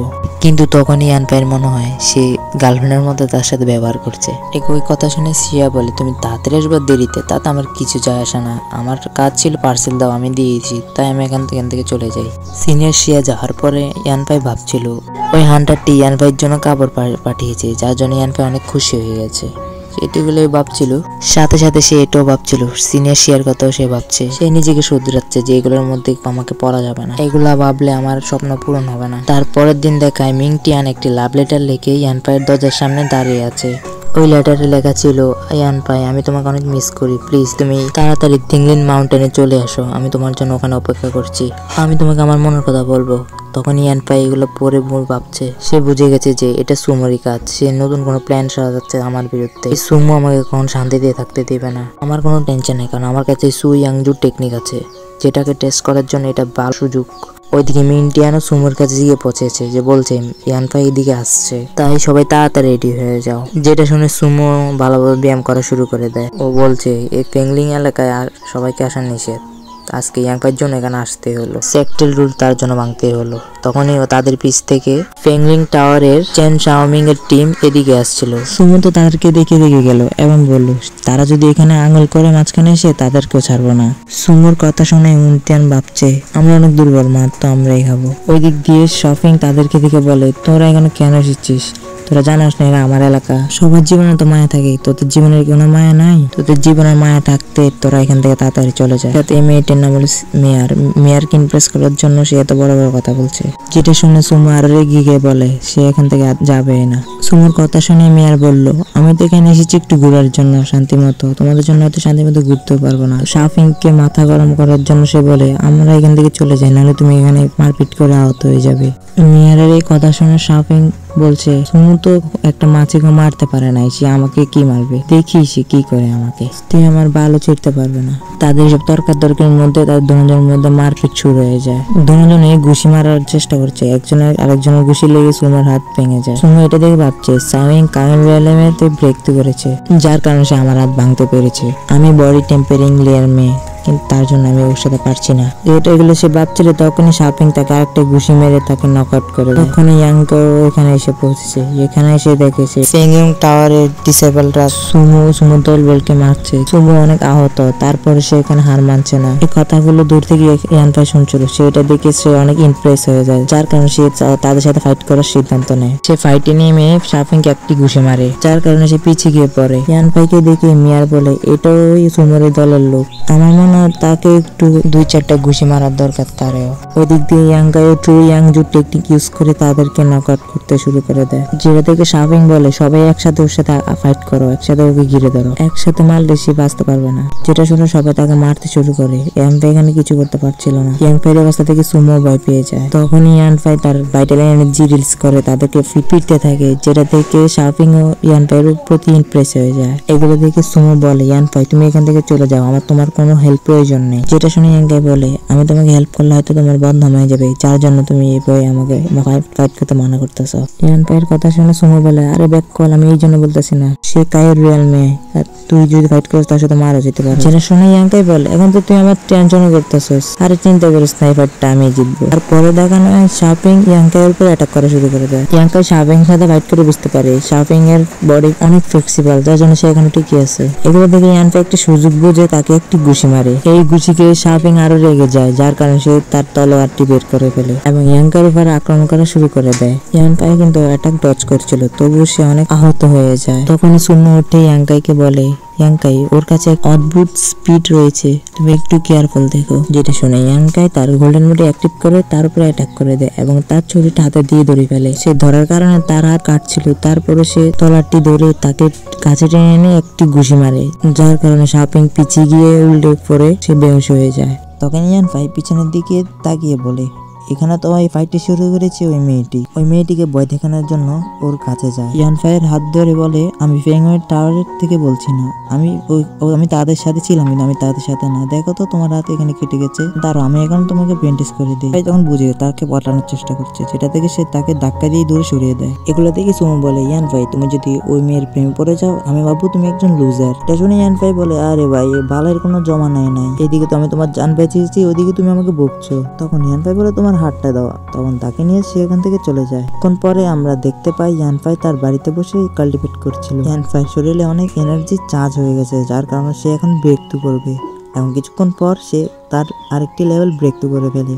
সে বুঝে যায় শাপিং এর সাথে মারপিট করার কারণে সে আরেকটি লেভেল ব্রেক থ্রু করে ফেলেছে। তারপরে দেখায় তার পরের দিন ইয়ানফ্যাং তার ঝাড়ু দেওয়া ডিউটি করছিল, তখনই পিছন থেকে সুমো এসে দাঁড়িয়ে থাকে, যেটা থেকে ইয়ানফাই তার ঝাড়ু দিয়ে তাকে ঝাড়ু দিয়ে পয়েন্টে ধরে রাখে এবং বলে, কি ব্যাপার সুমো, এখানে কি আবার কি মারপিট করতে চাও নাকি? কিন্তু সুমো তো ইয়ানফাইয়ের জন্য ভালো কোয়ালিটির ওয়াইন নিয়ে এসেছে। ওয়াইন অর্থ হলো মদ। ওয়াইন দিয়ে সামনের বন্ধুত্ব বাড়াবে, যেটা দেখে অ্যালার্মিং তাদের 5 পয়েন্ট কেটে তাদেরকে এখান থেকে তাড়িয়ে দিল। তারা অ্যালার্মিং এর এরকম অ্যাকশন দেখে তারা এখান থেকে বেগে গিয়ে আর সাইড নিয়ে নিল। পুকুর পাড়ে বসে দুজনে গল্প করছিল। বলতেছে, সুমো বলছিল, ভাই তুমি আমার জান বাঁচিয়েছো কেন? তো সবসময় তোমার পিছনে পড়ে থাকতাম, তোমার খারাপ চাইতাম, তুমি আমাকে বাঁচিয়েছো কেন? এটা শুনে ইয়ানফাই বলে, আমরা দুজন একই সেক্টর এবং আমরা একে আরেকজনের সাথে ভাই, তার জন্য আমার সবাইকে একসাথে মিলেমিশে থাকা দরকার। তোমার সেখানে কষ্ট হচ্ছিল, যেটা আমার সহ্য নেই, যার কারণে আমি তোমাকে বাঁচিয়েছি। যেটা শুনে ইয়ানফাইয়ের প্রতি সে আরো অনেক ইমপ্রেস হয়ে বলে। সুমো বলে, পুরানো যা হয়েছে আমাদের মধ্যে তার জন্য আমি সরি, আমাকে ক্ষমা করে দিও ভাই, আমি তোমাকে বুঝতে ভুল করেছি। এবং তার সাথে একটি ওষুধের বোতলও নিয়ে এসেছে, যেটা থেকে ইয়ানফাই ভাবছে তার জন্য এখানে এখন কোনো মাইনে রাখে না, সুলুর মন রাখার জন্য সে এটা রেখে দেয়। এরকম ভাবে ফাইনালি তাদের মধ্যে বন্ধুত্ব হয়ে যায়। তখনই সুমি বলে, ঠিক আছে ভাই, কালকে তোকে আমি এক জায়গায় ঘুরতে নিয়ে যাবো। মানে ইয়ানফাই বলে, না না ভাই, আমি যাবো না, ব্লেজার হাউস আমার একদম পছন্দ না। যেটা শুনে সুমো বলে, হ্যাঁ আমারও একদমই পছন্দ না, আমার বোন জানলে আমাকে তো মেরিয়ে ফেলবে, তুমি শুধু আমার সাথে থেকো। যেটা শুনে ইয়ানফাই বলে, ঠিক আছে। তার পরের দিনে সিন দেখানো হচ্ছে সুমো ইয়ানফাই ট্রেড মার্কেটের দিকে যাচ্ছিল। তখনই সুমো বলে, এই জায়গাটিতে পেঙ্গুইন টাওয়ার, লিংচাপোভেল ও ব্লাড ব্যাটেল গ্যাং ক্ল্যানরা এখানে ব্যবসা করে। ওখানে অনেক শক্তিশালী ফল পাকড়াও বিক্রি করে, কিন্তু আমার দাদার কাছে আরো পাওয়ারফুল ফল আছে। তখনই জিয়ান বলে যে সুমোর দাদা এই নিচাপেলের মধ্যে একজন ভালো উচ্চদরের এল্ডার। জিয়ানের কথা শুনে ইয়ানফাই ওই এল্ডার 11-এর কথা মনে পড়ে যায়। যখন সে জিজ্ঞেস করে আমাদের সেক্টরে কতজন এল্ডার আছে, ইয়ানফাইয়ের কথা শুনে জিয়ান বলে, আমাদের সেক্টরে 5 জন এল্ডার এবং একজন সেক্ট লিডার আছে। এবং সাথে সুমো বলে, আমাদের সেক্ট লিডার ইমর্টাল এসেন্স রিয়ালমে আছে, যেটা পিকে আছে, মানে আর কিছু ফাইট করলে সে ব্রেক থ্রু করে পাওয়ারফুল হয়ে যাবে। তারপরে ব্লাড ব্যাটার এল্ডার হুন এনকাউন্টার শাহরুয়ান ইমর্টাল এসেন্সির 6 ও 7 লেভেলে আছে। ওরা দুজন কখনো আমাদের লিডারের সাথে ফাইট করে পারবে না। কিন্তু সুমু মন খারাপ হয়ে বলে আমাদের সেক্ট লিডার আজ 10 বছর ধরে কোনোভাবে ব্যক্তি করতে পারছে না, এই লেভেলে আটকে রয়েছে। যেটা শুনে সবাই অবাক হয়ে যায়। সুমুর কথা শুনে যাও বলে এটা কেন উনি আটকে রয়েছে এখানে। তখন সুমু বলে এখানে একটি টুইস্ট আছে যার কারণে এল্ডার এখনো ব্রেক করতে পারেনি, যে ঘটনাটা আমি তোমাদের বলতে পারবো না। যেটা শুনে সবাই তাকে রিকোয়েস্ট করে শুরু করে বলার জন্য। তখন সুমো কোনো উপায় না পেয়ে তাদেরকে বলতে থাকে ঘটনাটা আজ থেকে 10 বছর আগের। আমাদের সেক্টের একটি সমস্যা দেখা দেয়। সবাই বলে যে আমাদের সেক্ট লিডার 2জন স্টুডেন্ট বেছে নিয়ে তাদের 2জনকে ট্রেনিং দিতে থাকে। তিনি ওই 2জন স্টুডেন্ট ছাড়া আর কোনো স্টুডেন্টকে তার স্টুডেন্ট হওয়ার জন্য বাছাই করেননি। ওরা 2জন অনেক ট্যালেন্টেড ছিল, কিন্তু তাদের ভাবনা ও চিন্তা 2জন দুই দিকে আলাদা, যার জন্য এল্ডার 2জনকে 2 রকম ভাবে ট্রেনিং দিতে থাকে। কিন্তু তাদের 2জনের মধ্যে বড়জনকে একটু ভালোভাবে, যে জুনিয়র তার সাথে একটু কঠিন ভাবে তাকে ট্রেনিং দিতে থাকে। সেক্ট লিডার তাদের 2জনকে 2 রকম হওয়ার কারণে তাদের 2 রকম ভাবে তাদের ট্রেনিং দিতে থাকে। এই কারণে জুনিয়র ডিসেবলটি ভুল বুঝে প্রতিশোধ নেওয়ার জন্য ইভেল আর্ট প্র্যাকটিস করে। ইভেল মার্শাল আর্ট প্র্যাকটিস করার কারণে সে অনেক খারাপ হয়ে যায়, যার কারণে সে পুরো অনেক খারাপ হয়ে যায়। যে একজন সেক্টের মানুষকে মারতে থাকে। ওই রাতে অনেকগুলো স্টুডেন্টকে মেরে ফেলে এবং তার সাথেও তার সিনিয়র ডিসেবলকেও সে মেরে ফেলেছে, যেটা দূর থেকে এল্ডার দেখে অনেক রেগে যায়। তখন এল্ডারকে দেখে ওই জুনিয়র ডিসেবলটি ওখান থেকে বেগে যাওয়ার চেষ্টা করছিল। ওই সেক্ট লিডার মনে অনেক আঘাত পায়। উনি ওনার যোগ্য স্টুডেন্টকে হারিয়েছে। ওই দুঃখের কারণে তার চুল সাদা হয়ে যায়। কিছু সময় পর ওই ইভিল ডিসেবলকে যে ড্রাগন স্ট্রিমে বন্দি করে ফেলে। এই কাহিনীটা শুনে ইয়াঙ্কাই বুঝে যায় ওই দিন যে সে এল্ডারের সাথে মিশেছে সেটা আর কেউ না, এটাই ওই এল্ডারটি হলো সেক্ট লিডার। এই কারণে সেক্ট লিডার কখনো ব্যক্তি করতে পারে না। কিন্তু তখন তাদের কানে মার্কেট করার আওয়াজ শুনতে পায়। বেশি দেরি না করে মার্কেটের ভিতরে চলে আসে। ওই জায়গাটা গিয়ে দেখে তখন ইয়ানকাইকে সুমু বলে ওই টাওয়ারে আমার বড় বোন থাকে, কিন্তু তার সাথে দেখা করার আগে তোমাকে আমি বলে দিই ইয়ানফাই, তুমি আমার বোনকে কখনোই পটাতে পারবে না, কারণ আমার বোন অনেক ভয়ঙ্কর। যেটা শুনে ইয়ানফাই বলে চিন্তা করিস না দোস্ত, আমি তোমার বোনের উপর না, আমি তোমার উপরে ইন্টারেস্ট। শুনে সুমু বলে আরে ভাই আমি জানি তুমি আমার উপরে না, আমার বোনকে দেখলে হয়তো ঠিকই তোমার পছন্দ হবে এবং আমার বোনেরও তোমার অনেক পছন্দ হবে। আমার বোন ট্রু এলিমেন্ট রিয়ালে 3rd লেভেলে আছে। আচ্ছা ভাই তোমার বোন যদি এতটা ট্যালেন্টেড হয়, কিন্তু তুমি এত গাধা কিভাবে জন্ম হলে? তোমার বোন তো অনেক ট্যালেন্টেড, তুমি তো এখনো বডি টেম্পারেচার লেভেলে এখনো পড়ে রয়েছো। এই কথা শুনে তুমি বলে আমি ঠিক মতো কাল্টিভেট করতে মনোযোগই দিই না, যে মনোযোগ দিব আজকে থেকে। তাহলে চলো এখন আমার বোনের সাথে তোমাকে দেখা করতে নিয়ে যাই। তখন ইউনিটন ইয়ানপাকে বলে সুমুর বোনের নাম সোয়ান, জায়গা থেকে তোমার অনেক ভালো লাগবে। তারা সবাই মিলে সুয়ের সাথে দেখা করতে তাদের বাড়িতে চলে যায়। সুমু দরজা খোলার সাথে সাথে বরফের অ্যাটাক এসে সবকিছু জমিয়ে দেয়। সুয়ের ইচ্ছা করে সুমুর উপর অ্যাটাক করেছে। এই মেয়েটি তার পিয়ানোর মতো যে যন্ত্রটি আছে এটি ইউজ করে সবকিছু জমিয়ে দিতে পারে। এই সব দেখে ইয়ানপাই মনে মনে ভাবছে এই মেয়েটি অনেক ট্যালেন্টেড ও অনেক পাওয়ারফুল। তখনই ভিতরে থেকে সুয়েনের আওয়াজ আসে। সুমুকে সুয়ের বলে বল কেন আমি তোরে অ্যাটাক করেছি, কেন ঘরে আসতে দিয়ে নেই? সুমু বলে আপনি আমার উপর অনেক রেগে আছেন, কারণ সাপের কাছে আমি মার খেয়েছি। সুয়ের বলে তুই মার কেন খেয়েছিস? সুমু বলে আমি অনেক দুর্বল, যার কারণে মার খেয়েছি, আমি ঠিক মতো প্র্যাকটিস করি না, যার জন্য মার খেয়েছি। সুমুর কথা শুনে সবাই হেসে দিল। তখনই সুয়ের বলে সামনে থেকে যদি ঠিক মতো প্র্যাকটিস না করো তাহলে কেউ পিটুক বা না পিটুক আমি তোরে পিটবো, আমার কাছ থেকে তুই মার খাবি। তখনই সুমু বলে না বোন না, আমি এবার থেকে আরো ভালোভাবে মন দিয়ে প্র্যাকটিস করবো। ওখানে সুয়ের ভিতর থেকে ইয়ান ভাইকে বলে ইয়ান ভাই তুমি আমার ভাইকে বাঁচিয়েছো, আমি আজকে তোমাকে ভালো একটি পরামর্শ দিব। যেটা শুনে ইয়ান ভাই বলে ঠিক আছে সিনিয়র আপনি বলেন আমি কি করতে হবে আমাকে। সুয়েন বলে প্রথমত তুমি আমার ভাইয়ের সাথে হাঁটা চলা বন্ধ করো, সাথে বন্ধুত্ব বাড়ালে তুমি ওর মতো লুচ্চা হয়ে যাবে। এই কথা শুনে সুমুর সাথীরা অনেক হাসতে থাকে। তখন সুয়েল বলে ইয়াং ভাই তোমার সাথে পরে আবার কোনো সময় কথা হবে, এখন আমার কাজ আছে, এখন আমার প্র্যাকটিস করতে হবে, আমি এখানে প্র্যাকটিসে মনোযোগ দিচ্ছি। ইয়ান ভাইয়ের সিনিয়র শিয়ার আওয়াজটা অনেক পছন্দ হয়েছে, সে তো না দেখে আওয়াজ শুনে তার ফিদা হয়ে গেছে। তারা সবাই মার্কেটে এসে তারা আলাদা আলাদা হয়ে যায়। ইয়াং ভাই আলাদা হয়ে তো বাজারে ইয়াং এনার্জি ট্রেজার খুঁজছিল, কিন্তু অনেকক্ষণ খোঁজাখুঁজির পরও সে ভালো কিছু পায় না। তখন ওর সাথে মিয়ার দেখা হয়। ইয়ান ভাই সাইড দিকে চলে যাচ্ছিল, কিন্তু সে ইয়ান ভাইকে যেতে দিচ্ছে না। ইয়ান ভাই তো মিয়ারকে দিয়ে কোনো পাত্তাই দিচ্ছে না, তবুও মিয়ার তার পিছু পিছু চলে আসছিল। তখন ইয়ান ভাই রেগে বলে তুমি আমার পিছনে আসবে না, ওই খবর আছে। ইয়ান ভাই শরীরে থাকা ইয়াং এনার্জি ফায়ারস্টোনকে দেখে চমকাতে থাকে, কিন্তু ওই ফায়ারস্টোন অনেক দামি। পিছন দিক থেকে মিয়ার ওই দোকানদারকে ইশারা করে সে সব টাকা দিয়ে দিবে, কারণ এই দোকানদারটি ব্লাড ব্যাটেল ক্যানেরই একজন দোকানদার। মিয়ারকে দোকানদারটি চিনতো, যার কারণে সে ইয়ান ভাইকে বলে। মিয়ার বলে তুমি এখান থেকে নিতে পারো, আমি সব টাকা দিয়ে দেবো। মিয়ারের প্ল্যান আমরা সবাই জানতে পারি যে মিয়ারের আসল প্ল্যান হলো ইয়ানফাইকে পটিয়ে ছ্যাঁকা দিয়ে ব্যাকা করে মন ভেঙে দিতে চায়। এটা হলো মিয়ারের আসল প্ল্যান। মিয়ারের এই প্ল্যান বুঝছে ইয়ানফাই, তখন ইয়ানফাই ভাবে আমি যে কোনো মতে আমি এখান থেকে বাঁচতে হবে, ওর প্ল্যানে পড়া যাবে না। তখন ইয়ানফাই তার এক বোতল ওষুধের বিনিময়ে ইয়াং এনার্জির ফায়ারবল স্টোনটি কিনে ফেলে। এগুলো দেখে তো মিয়ারের পুরো মাথা নষ্ট হয়ে যায়, সে কি কোনোভাবে ইয়ানফাইকে পড়াতে পারছে না। মিয়ার ভাবছে আমার বাড়িতে আমার এলাকার সবাই আমার জন্য পাগল। তখন সে হার নামে তার ইয়ানফাইয়ের পিছে পিছে জঙ্গলে চলে যায়। মিয়ার ভাবছিল এই জঙ্গলে সে ইয়ানফাই তার কাছে আসবে, কিন্তু ইয়ানফাই তো তার কি প্ল্যান যে জঙ্গলে সে তো জানে ইংল্যান্ডের লোক তার পিছে পিছে আসবে তাকে আক্রমণ করার জন্য। তখনই ছুরি দিয়ে তাদেরকে আক্রমণ করে। ইয়ানফাই মিয়ারকে কোলে করে নিয়ে লম্বা একটি লাফ মারে। তখনই তারা একজন আরেকজনকে দেখছিল। তখনই সাইড থেকে শাওফিং আসে তার আরেকজন ব্রাদারকে নিয়ে। তখনই শাওফিং বলে মিয়ার তুমি এখান থেকে চলে যাও, আমার শত্রুতা ইয়ানফাইয়ের সাথে। যেটা শুনে মিয়ার তাদেরকে অ্যাটাক করতে যাচ্ছিল, তখন ইয়ানফাই তাকে বাধা দেয়। ইয়ানফাই বলে তোমার চিন্তা করতে হবে না, ওদেরকে আমিও দেখছি। তখনই মিয়ার বলে শাওফিং এর সাথে যে টাও আছে না, ও কাইন রিয়ালমে 5 লেভেল আছে, তুমি হয়তো পারবা না, তুমি ওদের সাথে পারবা না, তুমি হয়তো পারবা না, আমি তোমার সাহায্য করবো, আমি তোমার সাহায্য করবো। হয়তো তোমার সাথে শত্রুতা, কিন্তু আমাকে ঠিক কোনোভাবে মারতে পারবে না, আমি ওদের আটকাবো, তুমি এ ফাঁকে এখান থেকে শুধু চলে যাবে। মিয়ারের কথা শুনে ইয়ানফাই মানা করে দেয়, বলা যখন আমি দুর্বল ছিলাম তখন আমি হার মানি নাই, আজকে মানবো না। এখন তো আমি আগের মতো দুর্বল নাই, এখন তো আমি অনেক শক্তিশালী হয়েছি, এখন কেন আমি পিছু পা হবো? এই জঙ্গল আমি একলা রেখে তোমাকে যাবো না, কারণ জানি না এই দুইজন তোমার সাথে কি করতে পারে। যেটা শুনে মিয়ার পিছের দিকে চলে যায়। এগুলো দেখে দূর থেকে টাও বলে এখন তো ইয়ানফাই তুমি তো এখন হেলে যাবা, তোমার এখন কি হবে? ওখানে যাওয়ার জন্য আমাকে দোষ দিও না, কারণ আমি ওখানে পাঠাবো। ইয়ানফাই বললেন না না, আমি তোমার দোষ দিব না, এখন ঠিক আছে, এখন কথা না করে ফাইট করো। ইয়ানফাইয়ের কথা শুনে শাওফিং অনেক রেগে যায়। তখনই তার তলোয়ারটি বের করে নেয়, বের করে ইয়ানফাইয়ের দিকে পয়েন্ট করে ধরে।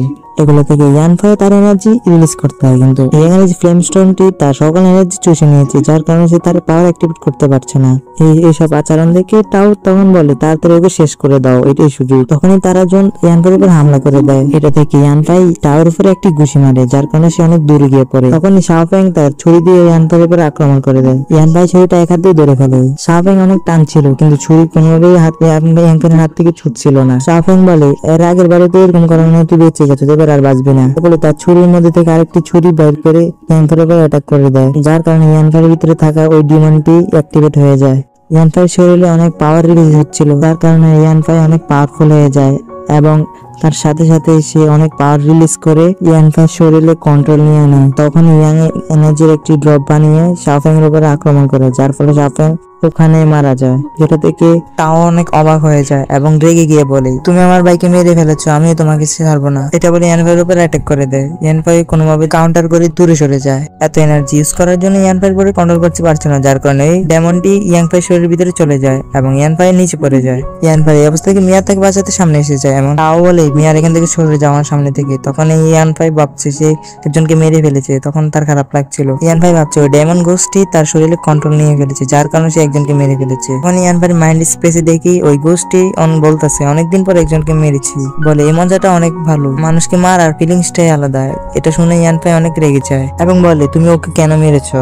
যেটা শুনে ওই গোষ্ঠী বলে আমি যদি তোমার সাহায্য না করতাম তাহলে এখন তুমি মরে যেতে, তাই জন্য আমি ওকে মেরেছি, তুমি তো আমাকে ধন্যবাদ দেওয়া উচিত, তুমি তো তা না করে তুমি কি বলছো? সমস্যা না, আরেকজন বাকি আছে, ওকে দুজনে মিলে ওকে মেরে ফেলি চলো। যেটা শুনে ইয়াঙ্গাই বললে আমি কারো জান নিতে পারবো না, আমাদের এটা হবে না। ওই গোষ্ঠী বলে তুমি যদি জান না তাহলে সে তোমার জান নিয়ে নেবে, পাওয়ারফুল হতে জান তো নিতেই হবে, এটা তোমার পার্সোনাল ম্যাটার, তাতে আমার কি? তোমার হাতে সময় অনেক কম, তাড়াতাড়ি ডিসিশন নাও, তোমার ওই বন্ধু অনেক বিপদে আছে, তাড়াতাড়ি ডিসিশন নাও।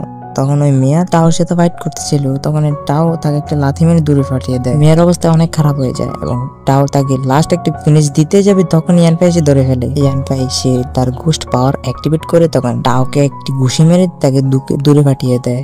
টাও ইয়ানফাইয়ের গোস্ট থেকে সে অনেক ভয় পেয়ে যায়, যার কারণে সে ইয়ানফাইয়ের কাছে মাপ চায় জীবন বাঁচানোর জন্য। ইয়ানফাই তার কথা রাজি হয়ে যায় এবং তাকে ছেড়ে দেওয়ার সিদ্ধান্ত নেয়। তখনই টাও পিছন থেকে ছুরি নিয়ে ইয়ানফাইয়ের উপর অ্যাটাক করে দেয়। অ্যাটাকের ফলে ইয়ানফাইয়ের পেটে দিয়ে ছুরিটা ঢুকে যায়, পরে ইয়ানফাই অনেক আঘাত পায় এবং রেগে গিয়ে তার আবার সেই গোষ্ঠী অ্যাক্টিভেট করে দেয় এবং একটা অ্যাটাক করে, যার কারণে মিয়ার আর ওই টাও দুজনে পাহাড় থেকে নিচে পড়তে থাকে। তখনই মিয়ারকে ইয়ানফাই হাত দিয়ে ধরে ফেলে এবং উপরে উঠে নেয়। মিয়ার জান বেঁচে যায়, এনার্জি চলে যাওয়ার কারণে ইয়ানফাই বেহুশ হয়ে যায়। এবং কিছুক্ষণ পর ইয়ানফাইয়ের জ্ঞান ফিরে, তখন দেখে মিয়ার তাকে সুস্থ করে ফেলেছে, তাকে অনেক সেবা করেছে। ইয়ানফাই বলে এখানে যা হয়েছে সব গোপন রাখতে হবে, না হলে সবাই জানলে হয়তো দুটো সেক্টরের মধ্যে যুদ্ধ লেগে যাবে। শার্পিং এর বডি পাহাড় থেকে নিচে পড়ে গেছে এবং তাদেরকে পেলেও কেউ বুঝবে তারা দুজনের ফাইট করে একজন আরেকজনকে মেরে ফেলেছে। তখন ইয়ানফাইয়ের কথা শুনে মিয়ার বলে ঠিক আছে, এখন তুমি জানো না আমি কে, আমি হলাম ব্লাডের গ্যাং এর লিডারের মেয়ে। আমার সেক্টর লোকেরা আমার রূপ দেখিয়ে বিভিন্ন ধরনের স্টুডেন্টকে আমাদের সেক্টরে জয়েন করিয়েছে, যার কারণে আমার অনেক দুর্নাম হয়েছে। অনেকে আমাকে খারাপ ভাবে, কিন্তু আমার কোনো এখানে দোষ নেই,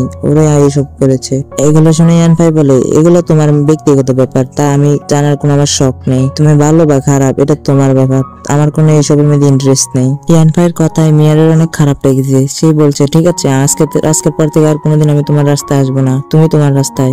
ইয়ানফাইও তার কথা শুনে দুঃখ পায় এবং সে তাড়াতাড়ি বাড়ি চলে যায়। দরজা খুলছিল তখনই পিছন থেকে কিছু আওয়াজ হয়, যার কারণে ইয়ানফাই পিছনে একটা লাথি মারেছে। তখন যে পিছনে দেখতে পায় সুমো ও সুমোর বন্ধুরা, তারা এখানে পরিষ্কার করার জন্য এদিকে এসেছিল। ওরা বলে ইয়ানফাই আমি তোমাকে সাহায্য করতে এসেছি। ওদের কথা শুনে ইয়ানফাই অনেক খারাপ লাগে, বলে এইগুলো তো আমার কাজ, পরিষ্কার পরিচ্ছন্নতা করা, তোমরা করিও না, তোমরা এখান থেকে চলে যাও। সুমোর বন্ধুরা বলে তুমি আমাদের জান বাঁচিয়েছো, যার জন্য আমরা তোমার কাছে সারা যেমন কৃতজ্ঞ থাকবো। এগুলো তো পরিষ্কার পরিচ্ছন্ন করা এটা কিছুই না, প্লিজ মানা করিও না। ওদের জোড়াজোড়িতে ইয়ানফাই শেষমেশ মেনে নিয়েছে। তখন ইয়ানফাই ড্রাগনিস টিমে প্র্যাকটিস করতে দেখানো, সে পালাবতে কাল্টিভেট করছিল তার লেভেল বাড়ার জন্য। কাল্টিভেট করার সময় দেখতে পায় এনার্জি আরো ভালোভাবে আরো আগের থেকে বেশি এনার্জি অ্যাবজর্ব করতে পারছে এবং অ্যাবজর্ব করে 2টি এনার্জির বল বানিয়ে ফেলেছে, যেটা থেকে ইয়ানফাই অনেক খুশি হয়ে গেছে। 2টি ড্রপের মধ্যে একটি ড্রপ ওই ফ্লেম স্টোনটি অ্যাবজর্ব করে ফেলছে, যার কারণে ওই ফ্লেম স্টোনটি একটি বীজে রূপান্তরিত হয়ে যায়, যার কারণে ইয়ানফাই এটা মাটিতে রূপে দেয় এবং আস্তে আস্তে ইয়ানফাইও ধীরে ধীরে অনেক পাওয়ার করতে থাকে। এবং ওই ফ্লেম স্টোনটির যে রূপে দিয়েছে সেটা একটা গাছ হয়ে সেখানে 10 দিনের মাথায় সেখানে ফল ধরে ফেলেছে, যার কারণে ইয়ানফাই অনেক খুশি হয়ে গেছে। ওই দিক দিয়ে ইয়ানফাই তার সেক্টর বডি টেম্পারেচার লেভেলে যারা আছে তাদেরকে হারিয়ে দিয়েছে। ইয়ানফাই প্রোগ্রেস থেকে দূর থেকে শিয়া দেখে অনেক খুশি হয়ে যায়। তারপরে সিনে দেখা ইয়ানফাই ওই গাছের 2টি ফল খেয়ে সে কাল্টিভেট করা শুরু করে দেয়। অনেকক্ষণ কাল্টিভেট করার পর তার শরীরে এনার্জি অনেক বেশি হয়ে যায়, যার কারণে এনার্জি ফ্লো করতে থাকে এবং এভাবেই কিছুক্ষণ পর সে লেভেল আপ করে ফেলে। এখন ইয়ানফাই বডি টেম্পারেচার 9 লেভেলে আছে, যেটা দেখে সে অনেক খুশি হয়ে যায়। ইয়ানফাই যতগুলো ইয়াং লিকুইড বানিয়েছে সবগুলো সে ব্রেক থ্রুর জন্য শেষ করে ফেলেছে। এখন তোর কাছে কোনো ইয়াং লিকুইডের কিছুই নেই, যার কারণে ওর কাছে টাকা নেই, কি করবে ভাবছিল। তখনই তার মাথায় একটা বুদ্ধি আসে। সে ভাবছে সে তো ইয়াং এনার্জির ফুড সিট কিনতে পারে, সে সহজে বাজার থেকে এনার্জি ফুড কিনতে পারবে। সে তখনই বাজারে চলে যায় এবং দোকানদার কাছে কিনতে যায়, কিন্তু দোকানদার বলে ব্লাড গ্যাং গ্রুপেরা তারা সবগুলো গিয়ে সিট কিনে নিয়ে চলে গেছে, আমার কাছে আর নেই। তুমি এক কাজ করো, তুমি ওদের কাছে যাও, ওরা মাইনিং এরিয়াতে আছে, তো ওখানে গেলে পাবে, কিন্তু তুমি যেতে পারবে না কারণ তুমি আউটসাইডার। তুমি একটা কাজ করো, তুমি 2 মাস অপেক্ষা করো, তারা 2 মাস পরে বের হয়ে আসবে, তখন তুমি নিয়ে নিও। দোকানদারের কথা শুনে ইয়ানফাই ভাবছে আমি তো এতদিন ওয়েট করতে পারবো না। ইয়ানফাইকে টেনশনে দেখে তখন দোকানদার বলে তুমি মিয়ারের সাহায্য নাও, কারণ মিয়ার তোমাকে অনেক পছন্দ করে, সে কোনো না ভাবে তোমাকে ম্যানেজ করে দিবে এবং ও তো তোমাকে মাইনিং এরিয়াতেও নিয়ে যেতে পারবে। আমি শুনেছি এই এরিয়াতে একটি ম্যানশন আছে, ওখানে কার সাথে দেখা করতে এখানে এসেছে, তুমি কাজ করো, তুমি ওখানে গিয়ে ঘুরে আসো। এগুলো শুনে ইয়ানফাইয়ের মনে পড়ে যায় সে ওদিন মিয়ারের সাথে যে ব্যাপারটা করেছে, যার কারণে মিয়ার হয়তো আজকেও সে সাহায্য করবে না। সে ভাবছে তবু একবার চেষ্টা করে দেখি যদি হয় আর কি, এবং সে কিছুক্ষণ পর ম্যানশনের বাইরে মিয়ারের অপেক্ষা করতে থাকে। ইয়ানফাই আওয়াজ শব্দ শুনে মিয়ার বুঝে যায় ইয়ানফাই এখানে এসেছে। তখনই দেখতে পাই মিয়ারের সাথে মিয়ারের জবান মৌচু আছে, যার সাথে সে এখানে দেখা করতে এসেছে। মিয়ারের জমা বলে তুমি বলেছো এই ছেলে কোনো মেয়ের প্রতি আকর্ষণ হয় না, আমি দেখবো আজকে টেস্ট করে, তাহলে একটা বাজি হয়ে যাক, আমি প্রমাণ করে দিব এই বাকি ছেলেমেয়েদের মতো লুচ্চাই হবে, সব ছেলেরা একরকম। এগুলো শুনে মিয়ার তাকে বাধা দিতে লাগলো। তখনই মিয়ারের বড় বোন মিয়ারকে বন্দি করে ফেলে। মিয়ারের বদলি সে বের হয়ে ইয়ানফাইকে ইনভাইট করে রুমে আসার জন্য। ইয়ানফাই বুঝে যায় যে মিয়ার আজকে অন্যরকম লাগছে, তখন সে ভিতরে এসে চা খেতে থাকলো। ভিতরে আসতে ইয়ানফাইকে পটানো শুরু করে দেয়। ইয়ানফাই তুমি কোন রকম কন্ট্রোল করছে। ইয়ানফাইকে বলে চার টেস্টে এরকম। ইয়ানফাই বলে ভালো, বলে তার থেকে তো আমি অনেক ভালো, আমাকে টেস্ট করো। তখন ইয়ানফাই তার কথা শুনে অনেক ভয় পেয়ে যায়। মিয়ারের বোন বলে তুমি এখানে কেন এসেছো, সত্যি করে বলো। ইয়ানফাই বলে আমাকে ফ্লেম স্টোন দরকার, যার জন্য আমি তোমার সাহায্য নিতে এসেছি। তখন মেয়ারের বোন শুনে বলে, ব্যাস এটুকু কি, এগুলো তো আমার কাছে কিছু না, ঠিক আছে আমি ম্যানেজ করে দিব। এবং এগুলো বলে সে তার চোয়ের দিকে চলে যায় এবং চোয়ের নিচে সে খারাপ অ্যাঙ্গেলের দিকে ইয়ানফাইকে আকর্ষণ করতে থাকে। ইয়ানফাই এক সেকেন্ডের জন্য খারাপ ভাবে আকর্ষিত হয়ে যায়, তখন সে নিজেকে কন্ট্রোল করে নেয়। হঠাৎ সে ইয়ানফাইকে জড়িয়ে ধরে এবং জড়িয়ে ইয়ানফাইকে নিজ সাইড দিয়ে ফেলে দেয়। তার পরবর্তী দেখি যে একটি মাকড়সার কারণে সে অনেক ভয় পেয়েছে, যার জন্য ইয়ানফাইয়ের উপরে জড়িয়ে ধরেছে। ইয়ানফাই দেরি না করে মাকড়সাটি মেরে সাইড হয়ে যায়। ইয়ানফাইয়ের এই কন্ট্রোল দেখে মিয়ার বোন তো অনেক অবাক হয়ে যায়। সে ভাবছে ইয়ানফাই হয়তো অনেক ভালো, যার জন্য সে এরকম সুযোগ হাতছাড়া করে ফেলেছে। পরে ইয়ানফাইয়ের প্রতি একটু সন্দেহ থাকছে তার। তারপরে সে তার পা দেখাচ্ছে ইয়ানফাইকে, বলছে আমার পাটা মচকে গেছে, প্লিজ আমার পাটা একটু ঠিক করে দাও, আমার ঠিক করলে আমার একটু ভালো লাগবে। ইয়ানফাই ওষুধ লাগিয়ে দিয়ে ব্যান্ডেজ লাগাতে থাকে। তখন মিয়ার ভাবছে ইয়ানফাই এরকম ইয়ানফাই আমার প্রতি তো কোনো ফিলিংস নাই, আমি চাই না আমার ছোট বোনের কাছে আমি হেরে যাই, আমি ভালোভাবে টেস্ট করবো। এবং মেয়ারের বোন হার মানছে না, তখন সে আরো ভালোভাবে ইয়ানফাইকে পাঠাতে চেষ্টা করছে। ততক্ষণে মিয়ারও জ্ঞান ফিরে এসেছে। তখন সে দেখে যে স্টিক টিক করে রেখেছে, যার কারণে সে লড়তে পারছে না এবং কোনো উপায় না পেয়ে সে তাদের কথা শুনছে। ইয়ানফাই উঠে বলে, তুমি মিয়ার হতে পারো না, মিয়ার কখনো এরকম আচরণ করে না, সত্যি করে বলো তুমি কে। ইয়ানফাইয়ের এই কথা শুনে মিয়ার বোন বলে, ঠিক আছে তোমার যদি বিশ্বাস না হয় তুমি প্রমাণ করে দেখাও, আমি যে মিয়ার না তার প্রমাণ দাও। এটা শুনে ইয়ানফাই টেবিলের উপরে থাকা ওই চায়ের কাপটা হাতে নিয়ে দেখায়, যে বলে যে এই চায়ের কাপে মিয়ারের লিপস্টিক লেগে গেছে এবং তার গন্ধ আছে। ইয়ানফাইয়ের এই কথা শুনে মিয়ারের বোন বলে, ব্যাস এটুকুই প্রমাণ। এবং তার বদলে ইয়ানফাই বলে, ঠিক আছে দাঁড়াও আমি আরো প্রমাণ দেখাচ্ছি। মেয়ের আচার আচরণ বাচ্চাদের মতো, কিন্তু আপনার আচার আচরণ বাচ্চাদের মতন না। আপনি সবাইকে রোমান্টিক ভাবে সবাইকে অ্যাট্রাক্ট করার চেষ্টা করেন। যেটা শুনে মেয়ের বোন মনে মনে অনেক খুশি হয় এবং সে আরো শুনতে চায়। ইয়ানফাই বলে, আপনার শরীরের গন্ধ আর মেয়ের শরীরের গন্ধ একরকম, কিন্তু দুটোই অন্যরকম আলাদা ফিলিংস আসে।